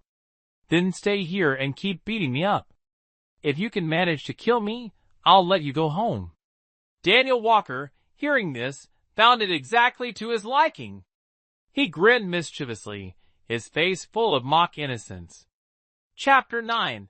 Hurry up and hand over the money. The group of spirit beasts present collectively spat out blood upon hearing this. They had seen shamelessness before, but never to this level. Even they, spirit beasts born with innate magical talents, couldn't defeat him, yet he had the audacity to demand a bunch of kids who had just started cultivating to kill him? What are you laughing at? What's so funny? Daniel Walker, seeing the group of kids in front of him chattering away without handing over the money, lost his patience. He suddenly turned to the spirit beasts and said, "Earlier, you all attacked me for half a day, and I didn't even fight back. If you don't want to leave, then No, no, no. Stop, stop, stop. We'll give you the money. We'll give you the money right away." The group of spirit beasts, hearing that he was about to act again, trembled in fear and quickly turned to threaten the kids beside them. "Hurry up and hand over the money. Do you still want to live or not? Money is just a worldly possession. What do kids like you even need money for?" The kids, though despising Daniel Walker's extortion, had a completely different attitude when it came to their spirit beasts. They all understood that their contract spirit beasts could very well be with them for life. Furthermore, spirit beasts, due to their innate talents, were often one level stronger than their masters, making them their greatest support in the future. If they didn't maintain a good relationship with their spirit beasts, they would ultimately be the ones to suffer. So, seeing their spirit beasts demanding money, the kids, though reluctant, obediently handed it over. "I have 20 tails. I have 18 tails. I only have 5 tails." In just a short moment, over 200 taels of silver were piled up in the courtyard. The one who contributed the most was Edward Reed, the instigator of the trouble. This kid surprisingly handed over as much as 120 taels.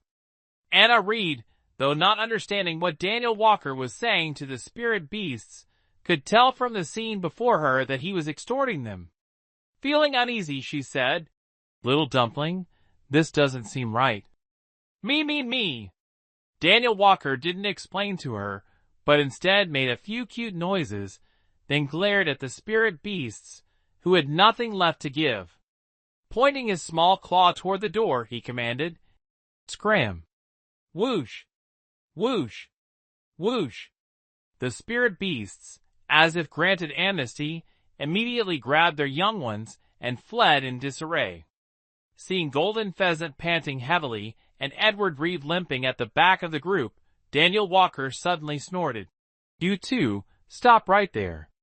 Golden Pheasant, with all its feathers plucked and trembling in fear, instinctively covered the few tail feathers remaining on its rear and stammered, "And mighty lord, boss, we've given you the money already. What more do you want?" "Nothing more." Daniel Walker grinned mischievously before sternly saying, "Just go back and tell them not to spread any rumors about me. If anyone dares to leak anything, don't blame me for coming after them." Golden Pheasant heaved a sigh of relief upon hearing this and repeatedly nodded, "Yes, yes, yes." With that, it dragged Edward Reed and bolted away. An unexpected conflict ended up earning Daniel Walker and Anna Reed over 200 taels of silver. But that wasn't Daniel Walker's biggest gain. His greatest harvest came from the spells he had absorbed. Earlier, under the magical attacks of 7 or 8 spirit beasts, not only did he easily endure the pain that racked his entire body, but he was also astonished to discover that his body seemed to have grown larger. Moreover, his strength had multiplied several times over. For example, at first, he couldn't even pull out a radish, but now he could effortlessly uproot a bamboo stalk as thick as a thumb. Considering his cat-sized body, he was now practically a little powerhouse of strength. Additionally, he realized his speed had increased significantly. Previously, he could only waddle clumsily, but now he could run as swift as the wind. Anna Reed brought the silver into the house for safekeeping. Turning around, she saw a small black and white fluff ball darting around the courtyard. She couldn't help but laugh and say, "All right, little dumpling, stop running around in the yard. Once I clean up, I'll give you a bath, and then we'll head to the Literary Arts Hall to find Grandpa Gio and buy a speech-enabling talisman. Then you'll be able to talk." "What is a speech-enabling talisman?" Daniel Walker excitedly ran up to the little girl, curiously staring at her. Anna Reed immediately understood his expression and explained. The speech-enabling talisman is a charm specifically designed for spirit beasts. Once you use it, you'll be able to talk just like those spirit beasts earlier.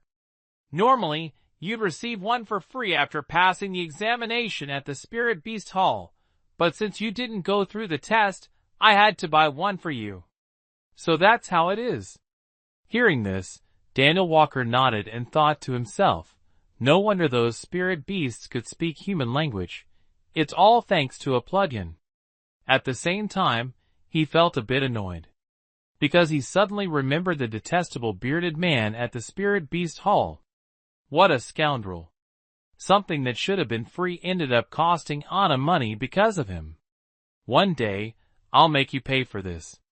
An hour later, freshly cleaned and fragrant, Daniel Walker was cradled in Anna Reed's arms as they made their way to the Literary Arts Hall she had mentioned. To his surprise, the people at the Literary Arts Hall were much easier to deal with than the other members of the Reed family he had encountered. Not only did everyone politely address Anna Reed as Miss Anna, but some even took the initiative to guide her to find Granduncle. Before long, the little girl and the bear arrived at the study behind the Literary Arts Hall, where they met an elderly man engrossed in a book. The old man had a thin frame, white hair and beard, and a kind expression that exuded the demeanor of a sage-like immortal. Seeing Anna Reed carrying a small bear, he smiled kindly, set his book down, and asked directly, Anna, you're not supposed to have class today. What brings you here? Elliot Reed, sir. I'd like to purchase a speech-enabling talisman for my little bear. Anna Reed said respectfully, addressing him as Sir, instead of calling him Granduncle directly. There's no class right now, so you may just call me Granduncle, Elliot Reed said with a smile. He glanced at the small bear in her arms and asked, Anna, is this your spirit beast? Why can't I sense any spiritual energy from it? It really is a spirit beast. Anna Reed nodded firmly and said confidently, If you don't believe me, Granduncle, you can try casting a small spell on it. Cast a spell on it? Are you sure? The elder looked puzzled. Yes. Anna Reed responded without hesitation, placing Daniel Walker on the study table. Standing firmly on all fours, Daniel Walker widened his eyes to scrutinize the elder in front of him. Seeing the man's doubtful expression, Daniel decided to take the initiative. Bleh! Come on, hit me if you dare! He plopped down on the table, stuck out his tongue to make a face, and waved a small paw provocatively at the elder. Ha! How amusing!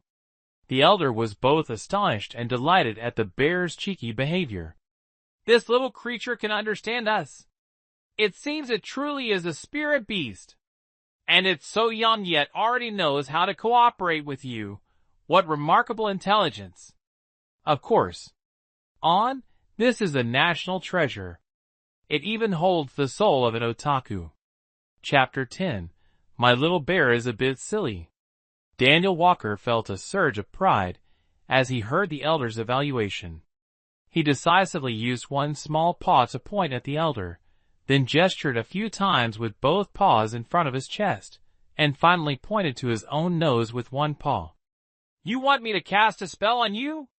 The elder chuckled upon seeing this and nodded, saying, All right. As you wish. As soon as he finished speaking, the elder didn't bother forming any hand seals. He simply raised his hand and directly cast a binding spell. Whoosh! Just like before, the binding net woven from spiritual energy disintegrated the moment it touched Daniel Walker, dissipating like a puff of air. Bliss! Feeling the dense spiritual energy pouring into his body, Daniel Walker trembled with delight. Compared to Anna Reed's binding spell, the elder Elliot Reed's casually cast spell was far more potent, with spiritual energy dozens of times richer. It felt like enjoying a gourmet feast. What? The elder was visibly shocked as he watched his spell vanish instantly. His eyes widened as he stared at the small black and white bear before him, disbelief evident in his expression. Impossible! My binding spell can restrain even a first-grade, 5th-level spirit beast, yet it's completely ineffective against you? Anna, where did you find this spirit beast? I found him on Peach Mountain yesterday, Anna Reed replied cheerfully. Peach Mountain? Isn't that the desolate mountain west of the city? The elder's doubts deepened upon hearing this. He placed one hand on Daniel Walker's head and remarked, I've lived for 120 years and never heard of a spirit beast from there. And such a peculiar one at that. No spiritual energy on its body, yet it's immune to my spells? 120 years old. Still so vigorous? What a monster. Daniel Walker was slightly surprised upon hearing this, but seeing the elder treating Anna Reed so kindly, he obediently sat at the study table, letting the old man pat his head. Grandpa Nine, I'm telling the truth, Anna Reed softly replied, sensing the elder seemed doubtful of her words. I believe you. I believe you. The elder quickly nodded, standing up to retrieve a talisman from the bookshelf while reassuring her. Anna is a good child. Whatever you say, I believe. Seeing the elder trust her, Anna Reed placed 100 silver coins she had prepared on the table. But just as she was about to take the talisman from his hands, the elder shook his head. No need to pay me. It's just a little speech-enabling talisman, not worth much. The old man chuckled, holding the talisman in his hand and murmuring something under his breath. Suddenly, the talisman began to glow. Activate! With a soft command, the elder waved his hand and directly placed the talisman onto Daniel Walker's forehead. Sizzle, sizzle. As soon as the talisman touched his forehead, Daniel Walker felt an influx of information flooding his mind. Me. La la la. Hi. Ha ha ha. He pursed his lips to test and discovered he could now speak human language. Overjoyed, he jumped up and shouted at the elder. Hit me! Hit me again! Use your magic to hit me more. The intense binding spell from earlier had benefited him immensely, and now he was eager for the elder to cast more spells on him. Recalling how he was previously surrounded and attacked by a group of spirit beasts in the courtyard, Daniel felt as though his strength had suddenly advanced by a level. Now, with a powerful, old monster standing before him, he certainly didn't want to miss this opportunity. Anna Reed, standing nearby, couldn't help but laugh when she saw her little bear, having just learned human speech, using its immature voice to provoke the elder. She quickly scooped him into her arms and said, Grandpa Nine, please don't mind him. My little bear is a bit silly. Ridiculous. I'm not silly. I'm simply seizing every opportunity to strengthen myself. Daniel Walker felt speechless and secretly grumbled in his heart. How amusing! The experienced elder, of course, wouldn't take offense at a young bear's antics. He chuckled, shaking his head before asking Anna Reed, Anna, have you taken him to the Spirit Beast Hall for an assessment? Anna's face darkened. While gently stroking the little bear in her arms, she replied angrily, I did. Uncle Victor Reed at the Spirit Beast Hall said it has no spiritual energy, called it a mixed breed cub, and threw it out. Absurd. Foolish. Blind as a bat. The elder immediately cursed 3 times upon hearing this. He then looked at Anna and instructed, I can't discern what grade this little bear is, but it's definitely no ordinary spirit beast. Anna, you must take good care of him when you return. Don't let anyone with ill intentions steal him. I'll research the records and let you know his origins later. Thank you, Grandpa Nine. Anna Reed obediently expressed her gratitude and turned to leave. Wait a moment. Anna, take the silver back with you. Your life is already tough, and now you have a spirit beast to care for. You'll need the money for many things in the future. The elder pointed at the silver on the table, squinting at Daniel Walker as if deep in thought, and said, "A black and white spirit bear, truly something unheard of." Anna Reed followed the elder's advice, and was about to refuse when she suddenly heard a childish voice coming from her chest. "Are you all stupid? If you have questions, why not just ask me directly? I never said I wouldn't let you know." Daniel Walker popped his head out from her chest, waving his tiny claws as he spoke. Hearing his casual and impertinent tone, Anna Reed's face flushed red. She was about to scold him when the elder beside her couldn't hold back and spoke first. Yes, it's my mistake." The elder didn't seem to mind Daniel Walker's lack of respect and chuckled like a sly old fox. "Little one, do you know what kind of spirit beast you are?" "I am." Daniel Walker rolled his eyes, thinking to himself that this old man seemed quite capable, and he couldn't let him take advantage so easily. Quickly changing his tone, he said, "Who I am isn't important for now. Let's discuss terms first." "Discuss terms?" The elder was slightly surprised but soon laughed and said, "All right. Tell me your conditions." "My condition is, you can ask me anything. But for every question you ask, you must hit me with a spell." Daniel Walker declared without hesitation, then added, "Oh, and you can't repeat the same spell." "Ha. Such a condition?"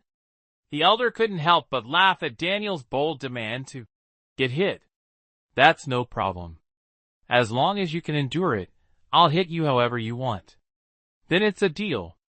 Daniel Walker nodded in satisfaction and added, "Let me clarify. If you run out of spells and still can't knock me down, you'll have to fulfill one of my conditions." "Deal," the elder replied with full confidence. Chapter 11. Being able to speak human language is truly convenient. Half an hour later.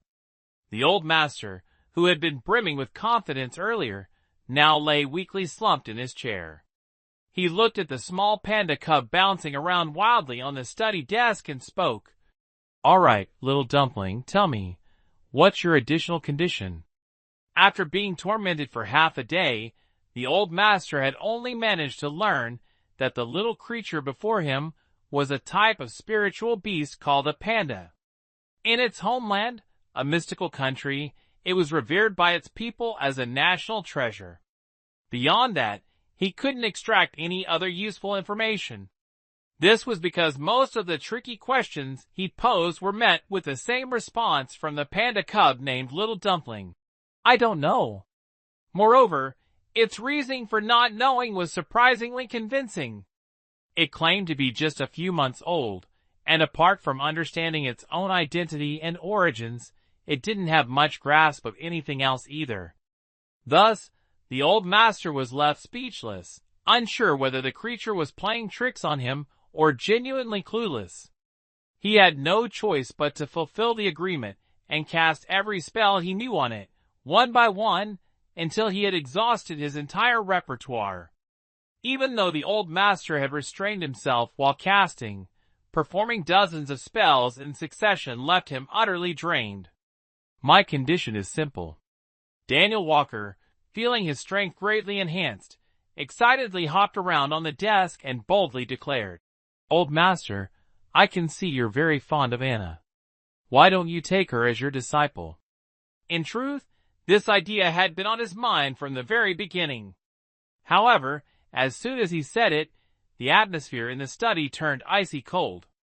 The old master, who had been slouching in his chair moments ago, suddenly sat up straight. His gaze shifted complicatedly between Anna Reed and the strange young beast on the desk, an entity entirely immune to his magic. His expression was both conflicted and heavy. Anna Reed, startled and panicked, quickly shook her head and exclaimed, No. I can't learn magic from Uncle Nine. It would harm him." Daniel Walker, confused, stopped his jumping and asked, "Why not?" Because. Anna Reed's eyes reddened as she stammered, unable to form a coherent response. Because of Anna's father. The old patriarch continued, motioning for Anna Reed to come closer while looking at Daniel Walker. Little dumpling, has Anna ever told you about her background? No, she hasn't. Is there something I should know? Daniel Walker shook his head curiously. Then let me tell you on her behalf. Since you've decided to form a soul bond with her, it's better to know some things sooner rather than later. The old patriarch gently patted Anna Reed's shoulder as she stood beside him and began to explain. Anna's father is named Sebastian Reed. Sebastian was once a cultivation prodigy among the younger generation of the Reed family, with boundless potential. But later, he met Anna's mother. Daniel Walker sat silently at the table, attentively listening as the old patriarch spoke. A moment later, he finally understood why Anna Reed was ostracized by the Reed family and subjected to bullying by its other members. It turned out that years ago, Anna's father, Sebastian Reed, had defied the family's orders by refusing an arranged marriage with the daughter of another cultivation family. Instead, he married Anna's mother, who came from a humble background. As a result, he was severely punished by the family and stripped of all his rights within the Reed family. Later, Anna's mother unexpectedly passed away due to illness, and Sebastian Reed, devastated by the loss, disappeared without a trace, leaving Anna Reed alone. If it weren't for certain members of the Reed family who sympathized with Sebastian and took the risk of advocating for Anna's adoption, she might have starved to death on the streets long ago. Even so, after being taken in, Anna Reed was still regarded by most of the Reed family as the child of a traitor who disobeyed the clan's orders. Not only was she unwelcome, but she was also frequently bullied. So that's how it is, Daniel Walker exclaimed indignantly after hearing the old patriarch's story. Why should children bear the consequences of adults' mistakes? Besides, what's wrong with Anna's father pursuing true love? The Reed family is truly unreasonable. Cough, cough, cough. The old patriarch coughed a few times awkwardly upon hearing this and said, Well, let's not generalize too much. Oh, I forgot, my apologies. Daniel Walker suddenly realized his mistake and quickly softened his tone, playfully apologizing. I forgot that Grandpa Ninth is also part of the Reed family. I'm sorry. Grandpa Ninth is a good person. Those bad people can't compare to you. After hearing the old patriarch's account, Daniel was certain that the old man was one of those who had advocated for Anna's adoption back then. Feeling remorseful, he sincerely expressed his apologies. Seeing Little Dumpling's earnest attitude, the old patriarch decided not to hold it against him and continued explaining sternly. That's why taking Anna as a disciple faced significant opposition within the family. Also, teaching cultivation techniques is the responsibility of the Martial Arts Hall. Our Literary Arts Hall is only allowed to teach etiquette, literature, and skills like talisman making and alchemy. We absolutely cannot overstep our boundaries. Literary Arts Hall? Martial Arts Hall? Spirit Beast Hall? Daniel Walker recalled how some kids earlier had mentioned that Edward Reed's father was the hall master of something, and he couldn't help but connect the dots in his mind. It seemed that even within the family, there were multiple divisions. Clearly, the Reed family was far from simple. He blinked his dark eyes at the old patriarch and said gratefully, Thank you, Grandpa Ninth, for your guidance. Then we'll set aside the matter of taking Anna as a disciple for now. Anna and I will think of another way. Go on. In a few days, the Literary Arts Hall will begin its term. You and Anna should come, and we'll discuss things further then. The old patriarch nodded in satisfaction, his eyes gleaming, as if he were holding back from outright saying, I still need to study you more. Of course. Grandpa Ninth, if you have any questions then, feel free to ask me. Daniel Walker responded cheerfully, adding, "The same conditions as before. How convenient it is to know how to talk to people." Daniel Walker and Anna Reed, upon returning to the small courtyard, immediately squatted down and began their gossip session. Compared to Anna's curiosity about Little Dumpling's origins, Daniel Walker clearly had far more doubts and questions about the world before him. As for Anna Reed, she felt no resentment whatsoever toward the adorable little bear with its tender voice. On the contrary, after years of living alone and being shunned by others, she suddenly found a spiritual companion wholeheartedly devoted to her, and she had so much to share. Thus, over the next 2 days, apart from practicing martial arts and fetching meals, Anna spent all her time glued to Little Dumpling. She even held it while sleeping, murmuring in her dreams. While the bond between the girl and the bear deepened rapidly, Daniel Walker had already grasped the basic structure of this world. To his surprise, according to Anna Reed, the cultivation continent they were on was merely the lowest level of a place called the Nine Heavens Realm. The Nine Heavens Realm is divided into 9 layers. Beyond the first heaven, Yang Heaven Realm, where they currently reside, there is the second heaven, Flame Heaven Realm, the third heaven, Stellar Heaven Realm, the fourth heaven, Vast Heaven Realm, and so on, up to the highest 9th heaven, Sovereign Heaven Realm. Between the layers of the 9 Heavens Realm are bridges called celestial gates that connect them. From the first heaven, Yang Heaven Realm, to the second heaven, Flame Heaven Realm, there are 9 celestial gates. From the second heaven to the third heaven, Stellar Heaven Realm, there are 8 celestial gates, and so forth. To cross a celestial gate and ascend to the next layer, cultivators must endure a lightning tribulation unleashed by the celestial gate. This process is known as the Ascension Gate. According to Anna Reed, 8 or 9 out of 10 who attempt the Ascension Gate are reduced to ashes under the lightning tribulation. Despite the dangers of the Ascension Gate, top-tier cultivators from various realms flock to it. The reason is simple. Each realm has limits on cultivation levels and lifespan. For example, in the first heaven, Yang Heaven Realm, the highest cultivation level is Yang Heaven Realm 9th level, and the maximum lifespan is capped at 200 years. Cultivators in the Yang Heaven Realm who wish to break through to the higher Flame Heaven Realm and extend their lifespan must go through the Ascension Gate. As long as they successfully survive the Celestial Gate's lightning tribulation, Yang Heaven Realm cultivators can easily achieve breakthroughs in the second heaven, Flame Heaven Realm, extending their lifespan from 200 to 500 years. This is because the higher the heavenly realm, the denser the spiritual energy within. Higher level realms not only boast spiritual energy 10 times richer than the lower ones, but also produce higher grade spiritual herbs and spirit stones. For instance, first grade spiritual herbs, which are incredibly valuable in the first heaven, Yang Heaven Realm, grow abundantly in the second heaven, Flame Heaven Realm. Moreover, the medicinal efficacy of second-grade spiritual herbs found in the Flame Heaven Realm is 100 times greater than that of first-grade herbs. Thus, whether to achieve greater cultivation or to extend their lifespan, cultivators in the lower realms, when reaching a bottleneck in their practice or nearing the end of their lifespan, will relentlessly strive toward the Celestial Gate. Chapter 12. Small and Powerless.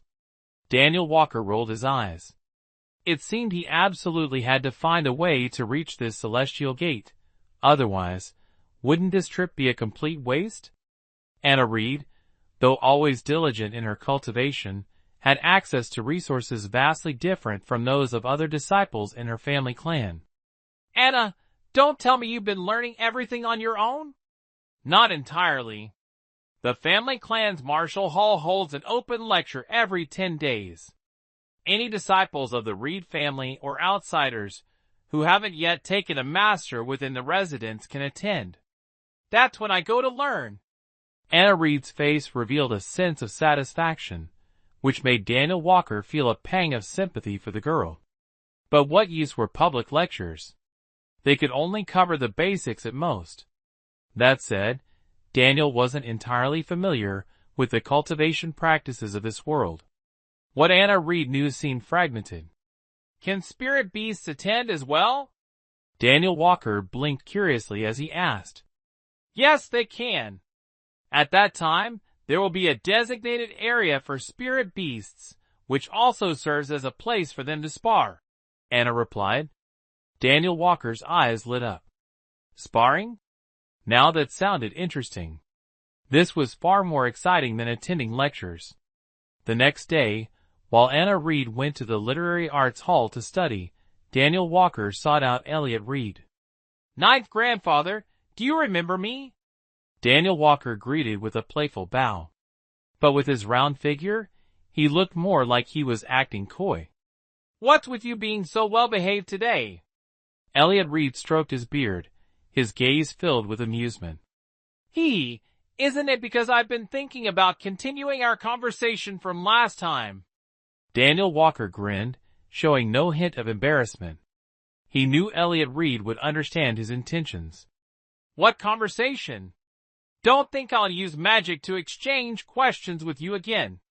Elliot Reed glared at him, his beard puffing slightly. Last time, the old man had been utterly exhausted. At his age, this little rascal still didn't know how to respect his elders. Well, it's nothing much. I just want to test myself and see what level of attacks I can withstand, Daniel Walker said with an innocent, wide-eyed expression. Elliot Reed burst into laughter at his words, though curiosity flickered in his eyes. Well, it's not entirely impossible, thank you, Ninth Grandpa. Ninth Grandpa is the best grandpa ever. Daniel Walker interrupted before he could finish his sentence, eagerly stepping forward to massage his back. However, Daniel used a bit too much force, not knowing the appropriate strength to apply. As soon as he acted, a crack sound was heard, and Elliot Reed's expression immediately turned quite peculiar. Embarrassed, Daniel Walker quickly pulled back his hands, curling himself up into a small ball. Small, pitiful, and helpless. Elliot Reed took a sharp breath, his beard bristling in anger. But seeing the trembling, adorable little fluff ball before him, the heart of the old man, who had always been fond of children, softened. He could only glare at Daniel before channeling his spiritual energy to heal the minor injury. All done, Elliot Reed said, glancing at Daniel Walker, who was still curled up into a ball, his innocent, teary eyes looking up at him.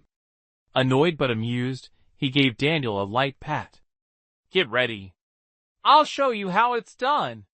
Daniel Walker grinned widely and immediately sat upright, obediently watching Elliot Reed.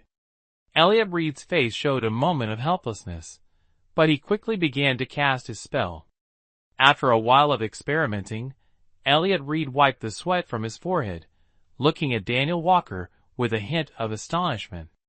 How did it go? Daniel Walker, beaming with excitement, was more concerned about the result.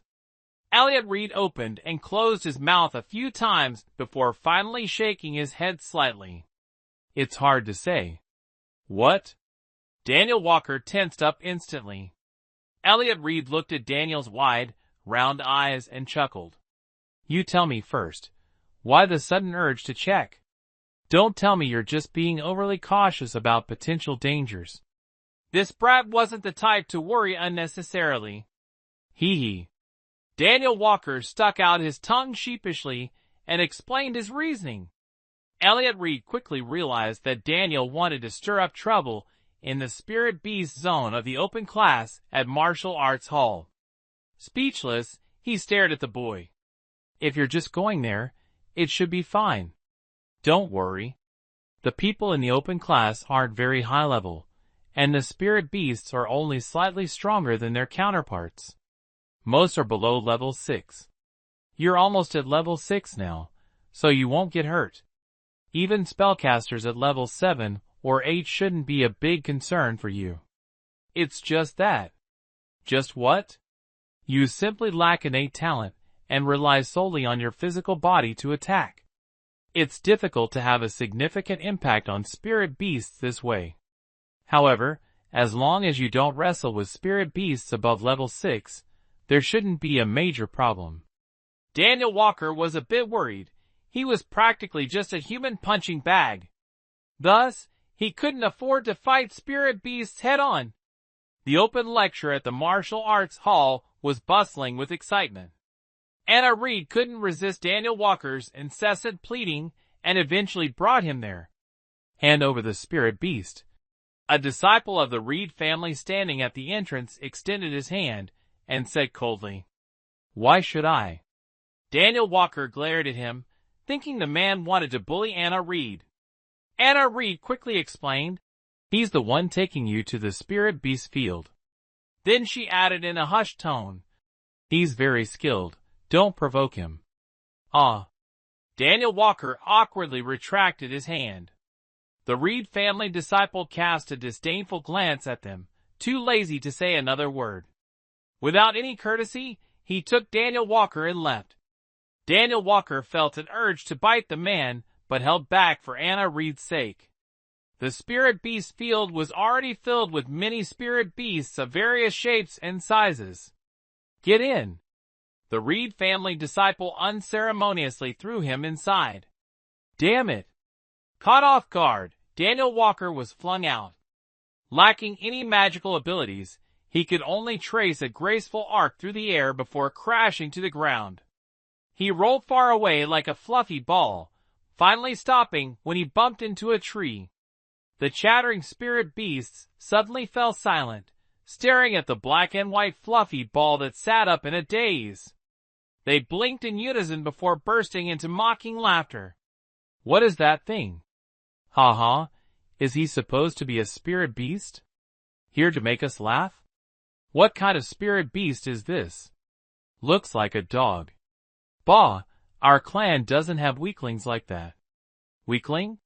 What did you say? Do you want to die? Humph. If you've got the guts, come at me." Daniel Walker had just recovered from the collision. Hearing their words, his eyes suddenly darted around twice. Among the spirit beasts, the flame-feathered chicken quietly glanced at the fluffy, silly-looking creature and cautiously stepped back. Accidentally bumping into another spirit beast, the two exchanged a glance but said nothing. They both had been ruled by that fluffy creature before. "Why is that one here?"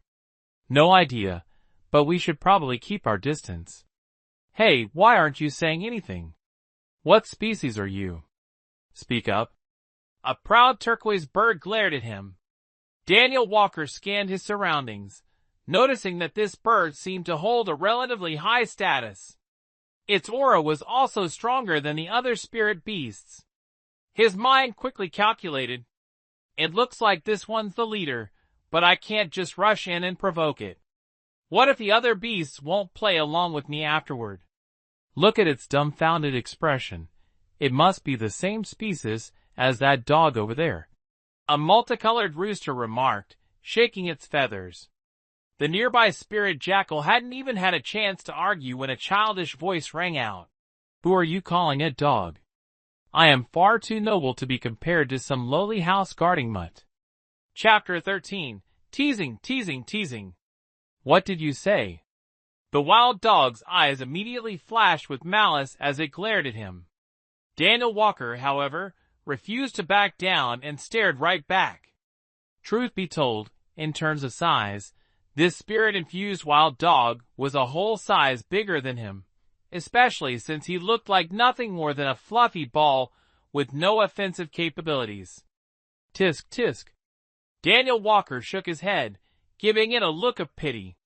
"So young and already deaf. How tragic." "Say that again." The wild dog arched its back, looking ready to pounce.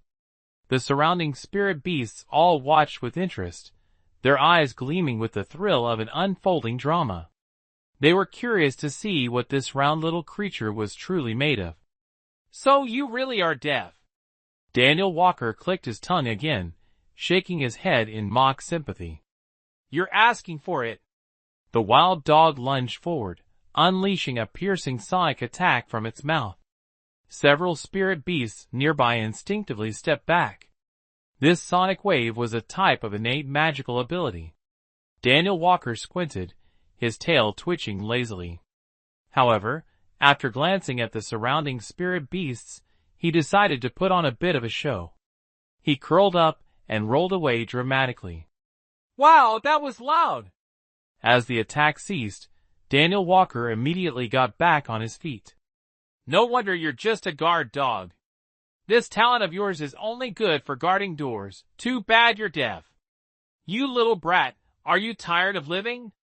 The wild dog, enraged by having its innate ability likened to mere door-guarding skills, charged at Daniel Walker again. Daniel Walker played along, rolling across the ground as if struck. "Keep barking. Let's see how long you can keep it up." "Wow, that didn't hurt at all." "Yes, the saying's true. Barking dogs don't bite." "Naya Naya, little pup, keep going. Your voice is already hoarse. Don't lose it, or you won't even be able to watch the door for your master anymore." Each time Daniel Walker pretended to be knocked down, he would struggle to get back up, further convincing the wild dog that just a bit more effort would be enough to defeat him. This drove the dog to lose all sense of reason. 10 minutes later, the wild dog collapsed, panting heavily on the ground, looking more like a dead dog than a live one. Its mouth emitted only faint whimpers. "Ha! A noble being like me, defeated by a mere guard dog like you? Keep barking if you dare." Daniel Walker sprang up and looked at it triumphantly. The surrounding spirit beasts exchanged glances, sensing that there was something peculiar about this fluffy ball. "Who's next?" "I said, who's next? Who can possibly be stronger than me?" Daniel Walker arrogantly scanned the crowd, his gaze landing on a mountain goat. "Hey! You with the horns on your head! What are you staring at? Oh wait, you're already growing a beard? Aren't you too young for that?" The mountain goat's eyes immediately flared with anger. "Who are you calling too young to grow old? This is natural." "Oh, I see.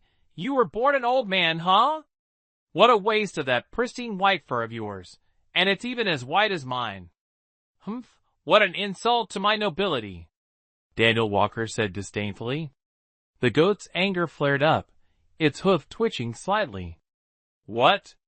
Are you angry now?" Daniel Walker teased as he turned his rear toward the goat, wiggling his round bottom and shaking his tail. Then he spun back around, raised a paw to pull down one eyelid, and stuck out his tongue. "Bleh! Go ahead, hit me." The surrounding spirit beasts immediately felt a toothache from the scene. How could someone be this shameless? The goat, completely consumed by rage, charged straight at Daniel Walker, activating its innate skill. As a close combat spirit beast, its innate abilities were all focused on its horns. Daniel Walker was sent flying through the air and skidded across the ground. He quickly assessed his body. There was no doubt that the goat's innate skill had been absorbed. Only a small amount of force had impacted his body, but with his thick skin and sturdy build, it didn't bother him at all. All clear. Daniel Walker stood up amidst the laughter of the other spirit beasts, raised a paw, and motioned for the goat to come at him again. "Is that all you've got? Come on! Keep going! Hit me again!" The goat, enraged, charged at him once more, sending him flying again. "Nice! Old man, one more time! Bleh, bleh, bleh! Why doesn't it hurt at all? Are you so old you've lost your strength?" They ran around the low-level spirit beast arena until the goat could no longer keep up. Its legs gave out, and it collapsed to the ground, panting heavily while glaring at Daniel Walker. Daniel Walker looked at it with an innocent expression and said, "Looks like you really are old now. Sigh, it's so lonely being unparalleled, not even a worthy opponent in sight." As he spoke, he glanced around the arena with an air of depth, arrogance, and a touch of melancholy. In this vast spirit beast arena, there isn't a single spirit beast that can compare to a noble national treasure like me. Truly, what a sorrowful existence for a beast. The moment those words left his mouth, he managed to offend every spirit beast present. Only the group of colorful flame chickens looked at Daniel Walker with strange expressions, feeling slightly annoyed. Was this guy doing it on purpose? The spirit beasts in the yard immediately became furious. Such arrogance! Even my father wouldn't dare to say that. Hearing this, Daniel Walker turned to look. It turned out to be a monkey. Why wouldn't your father dare to say it? Didn't I just say it earlier? The monkey was momentarily stunned, then realized he was implying it was his father. It screeched loudly and charged straight at Daniel Walker to attack. The arrogant blue feather also flapped its wings and said, "No spirit beast can compare to you. Are you looking down on me?" With that, sharp wind blades shot out from under its wings, speeding toward Daniel Walker. The monkey, seeing this midway, panicked and quickly dodged aside. The spirit beasts all felt a sense of schadenfreude. This guy was definitely going to be seriously injured this time. Let's see if he dares to act arrogant again. But when the wind blades dissipated, Daniel Walker was still sitting on the ground, looking innocent as he remarked, "So refreshing. This is perfect for summer heat. It's like having a fan." Blue feathers stood on end, and around its body, more green wind blades began to gather. Die! The wind blades once again engulfed Daniel Walker. The spirit beasts watched tensely, only to hear a voice echoing from within. "Ah, amazing! A bit stronger, come on. Yes, keep fanning faster." The spirit beast's expressions immediately turned bizarre. What on earth was this guy? "Let's attack together," the monkey suddenly shouted. "He's definitely pretending. Let's charge in and teach him a lesson, so he won't dare to say such things again." Good idea. Watch my fireball spell. The collective attacks of the spirit beasts rained down. Such a barrage startled even Daniel Walker, but he quickly realized his body seemed to greedily absorb these spells, causing him to shiver in delight. Yes, that's the feeling. Keep going. Ah, being unbeatable is so lonely. The group of flame chickens standing outside the spirit beasts all had complicated feelings. "Why aren't you joining in?" a fiery red fox asked them. "Aren't you staying out of it too?" The flame chicken immediately became wary, as chickens and foxes were natural enemies. The small fox sneered, "If it doesn't involve money, why should I bother? But that round little guy is really weird." The fire rooster didn't want to talk to it, and had no intention of letting it know that Daniel Walker could be immune to their attacks. Surrounded and under siege, Daniel Walker felt an increasingly intense sense of comfort coursing through his body, almost as if he were about to soar into the sky. In the end, he couldn't even speak, and could only let out moans of pleasure, which led the spirit beasts to mistakenly believe he was on the verge of collapse, prompting them to attack even more fiercely. This ferocious onslaught allowed Daniel Walker to absorb enough energy. At a certain moment, his body suddenly trembled, and he instinctively realized that he had broken through. "Ha ha!" Daniel Walker exclaimed with some excitement. Once he broke through to a certain level, would he finally unlock his innate abilities? Chapter 14. Is a panda a bear or a cat? In the primary area of the Spirit Beast Hall, a group of spirit beasts lay sprawled on the ground, panting heavily, their eyes filled with terror as they stared at the round figure sitting there, letting out a burp. Even the proud blue feather, its once lustrous feathers now dull and disheveled, lay flattened on the ground, unable to muster the strength to stand. Daniel Walker stood up leisurely, shaking his fur, feeling his entire body brimming with power. "Is that all you've got?" Daniel Walker said with a hint of disappointment. If he could continue, he might have been able to break through repeatedly.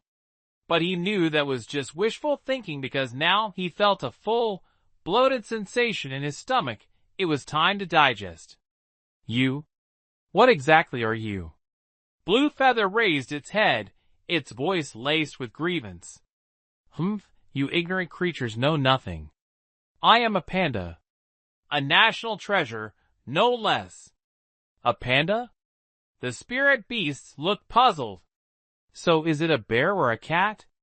Probably a bear, right? It looks more like a bear. No, it's a cat. Its fur doesn't look like that of a pitch-black bear. Maybe it's a crossbreed between a bear and a cat? Impossible. Then why have we never heard of such a species before? Daniel Walker, are you insulting my noble lineage? Daniel Walker gritted his teeth. The beasts flinched, quickly recalling the fear of being dominated by him earlier. They dared not say another word and began panting weakly one by one. Daniel Walker snorted softly, his eyes darting around before suddenly adopting an arrogant and disdainful demeanor. He slowly approached one of the beasts, startling the trembling duck before him. You got any money? Quack. The duck looked confused, its eyes wide with shock. You all, do you have money? I'm very poor, so you understand, right? The group of beasts immediately turned red with anger, but they couldn't defeat him. TSK, TSK, what's wrong with you little ones in the primary zone? Why are you all lying flat on the ground like that? Did you hear I was coming and decided to wait for me here? Ha ha ha! A voice rang out, instantly grabbing everyone's attention, including Daniel Walker. A crocodile with its hands clasped behind its back was walking over. Daniel Walker suddenly recalled an animation he had seen in his previous life, where crocodiles swimming on the water surface were actually walking with their feet. That mix of familiarity and absurdity made him burst out laughing immediately. The childish laughter was so abrupt that all the beasts turned to look at him, their eyes filled with curiosity and astonishment. What are you laughing at? Don't you know this is Shorty Croc, the boss of the intermediate zone? A lizard following behind Shorty Croc angrily said. Daniel Walker blinked and innocently replied, I don't know. How bold. Are you new here? Seems like you don't know the rules.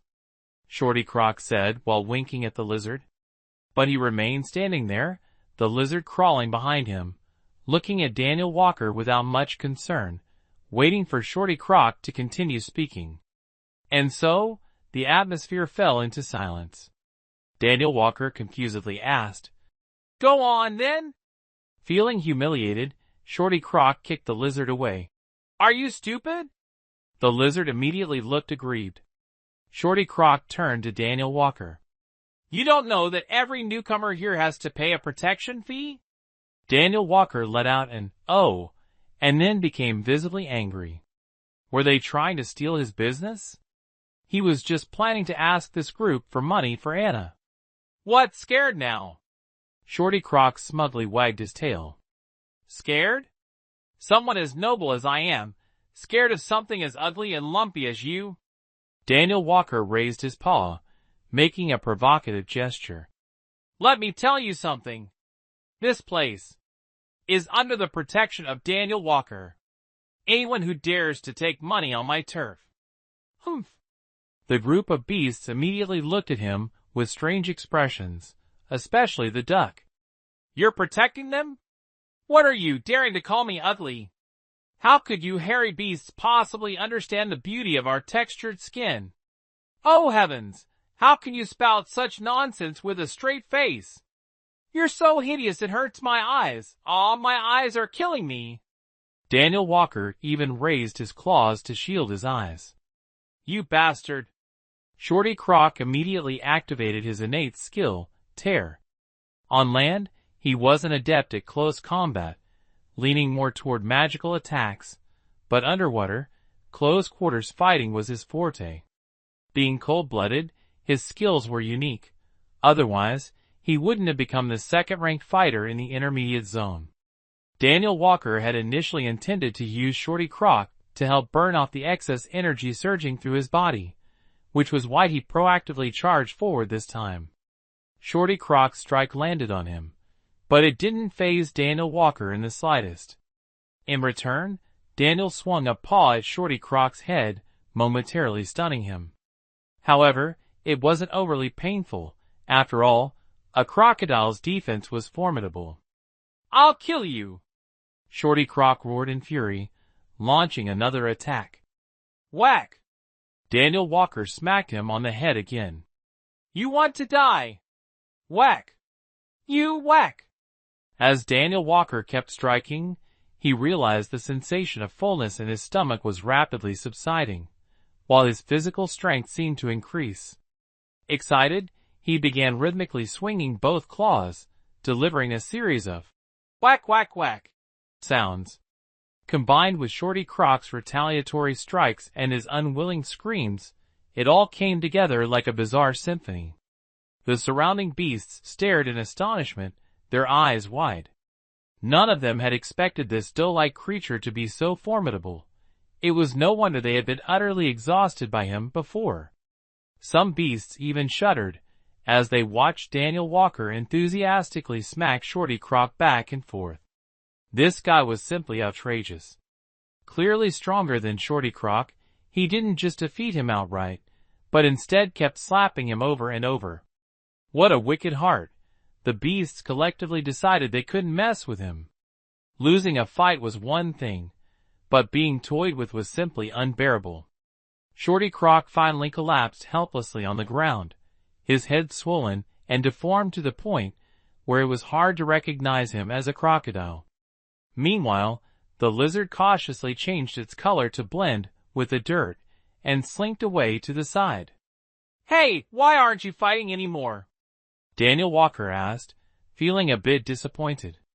He had fully absorbed the energy and wanted more. You just wait. Do you even know who my boss is?" Shorty Croc growled in anger, still lying flat on the ground. "Just you wait. My boss is Big Boss Fire Serpent. He'll make you pay." With that, he quickly crawled away. The lizard quietly followed behind. "Boss, are we really just going to let this go?" the lizard asked obsequiously, trying to flatter him. "Shut up! Where were you earlier?" Shorty Croc snapped, whipping his tail and sending the lizard flying. He went to find Fire Serpent. When Fire Serpent saw his battered appearance, he flicked his snake tongue. "What happened to you?" "Boss, you've got to stand up for me." Shorty Croc immediately began wailing, exaggerating the story as he recounted the events with Daniel Walker. "Humph, he's got guts." Fire Serpent's eyes glinted with malice. Yes. He's outrageous. He even said that whether you're Fire Serpent or venomous water python, he'll fight you all the same." Shorty Croc added fuel to the fire. Fire Serpent's face darkened with rage. He let out a roar and lashed his tail, sending Shorty Croc flying. "Foolish!" Meanwhile, Daniel Walker, seeing them leave, turned back and smiled innocently. Hey, do any of you have money?" The beasts. Chapter 15. Bought it for you. A day passed quickly.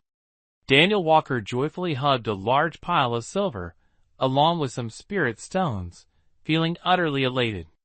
"Big brother!" A little fox suddenly ran over, its childish voice ringing out. What's the matter?"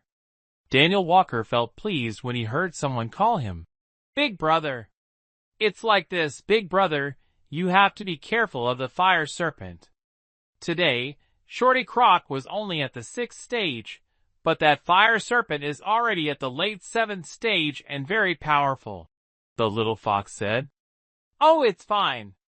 Daniel Walker, who was planning to head to the mid-level zone to collect protection fees, didn't take it to heart. Having leveled up recently, he figured he could handle that serpent or whatever it was. The little fox immediately praised. "Big Brother is so impressive, not worried at all." "Of course." Daniel Walker, pleased by the compliment, happily carried his loot back. Anna Reed, seeing the items he brought back, couldn't help but be surprised. "Where did you get all this?" Daniel Walker looked up blankly. "Everyone gave it to me.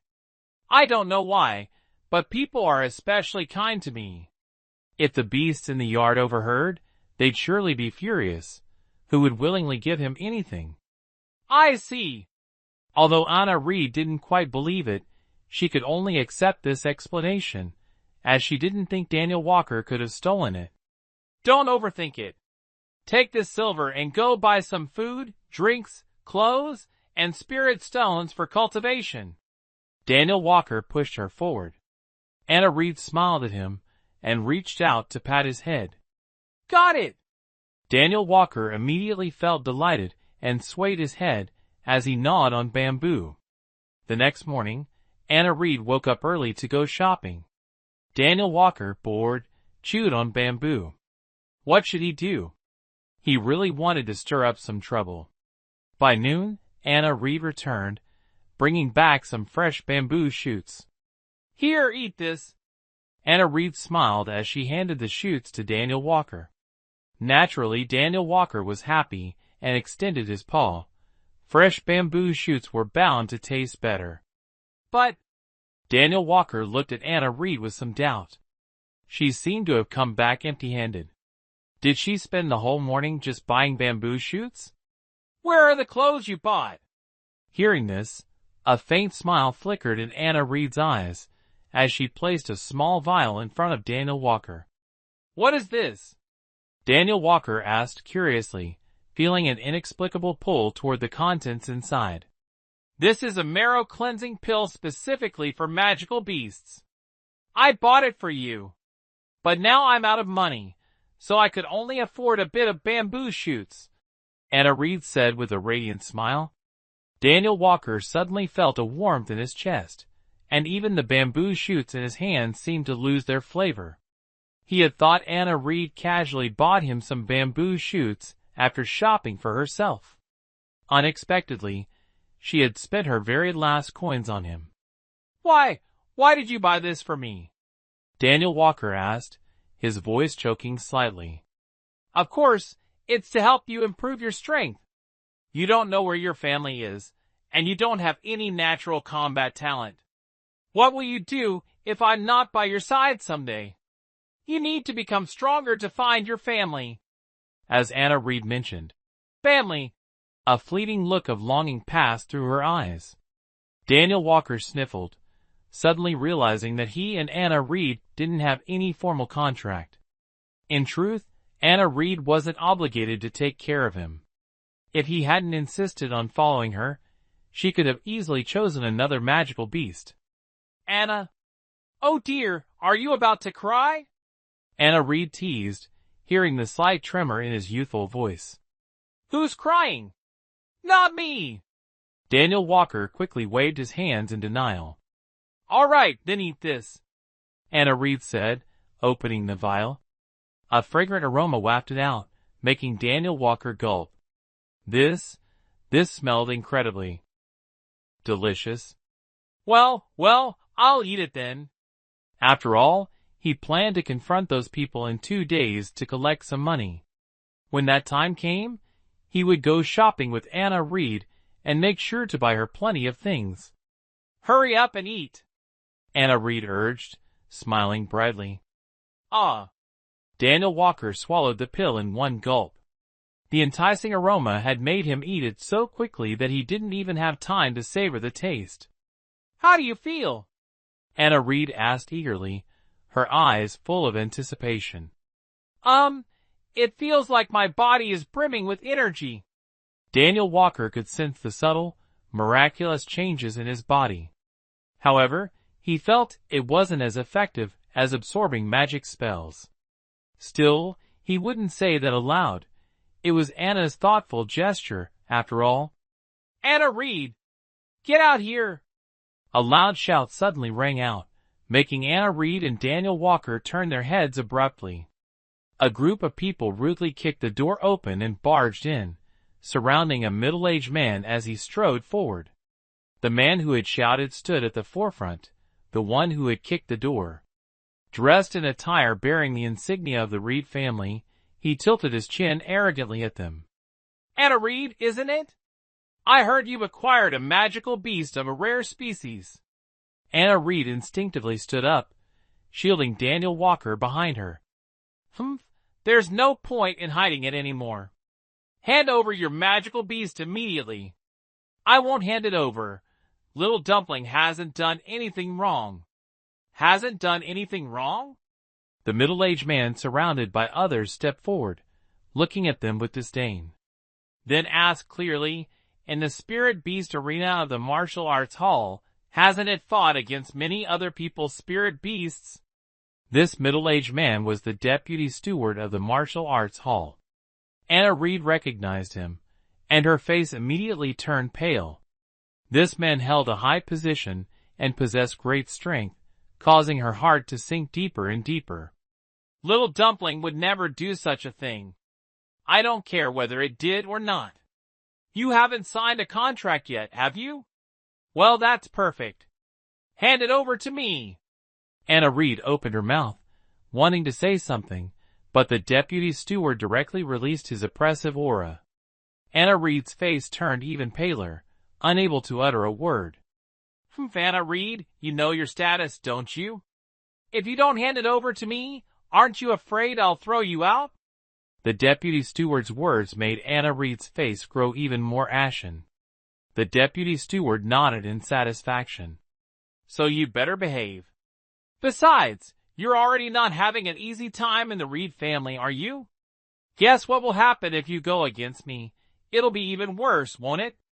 Anna Reed bit her lip and lowered her head. Daniel Walker angrily jumped up. Who do you think you are? You're old enough to know better, yet you threaten someone else's daughter. Aren't you ashamed of yourself? The deputy steward's face darkened. Then he squinted his eyes to size up Daniel Walker before suddenly laughing. Honestly, I don't want to do anything to you. There's no need to get angry. I just want you to sign a contract with my daughter. My daughter has resources if she needs them. Her talent isn't bad either. If you follow her, you'll benefit in the future. As he spoke, the deputy steward glanced at Anna Reed with disdain and sneered. At least she's much better than this worthless brat. Anna Reed's eyes immediately reddened. Who are you calling a worthless brat? Daniel Walker furiously glared at him. Of course, I'm talking about that. The deputy steward suddenly realized his slip, his face twisting in anger. Clearly, a beast will always be a beast. It seems I need to teach you a lesson before you sign the contract with my daughter. Chapter 16. Shameless and Brazen. PFFF. Sign a contract with your daughter? What is your daughter even worth? As he spoke, Daniel Walker lunged forward, biting Anna Reed's finger. Having spent several days here, he had already learned how contracts were formed. The deputy steward's face turned grim, and he quickly cast a spell, transforming into the illusion of a massive eagle. The brown eagle illusion spread its wings, spanning half the courtyard, and charged straight at Daniel Walker. Anna Reed was also within the attack's range. Daniel Walker leaped forward in haste, blocking the incoming strike. Daniel! Anna Reed cried out in alarm.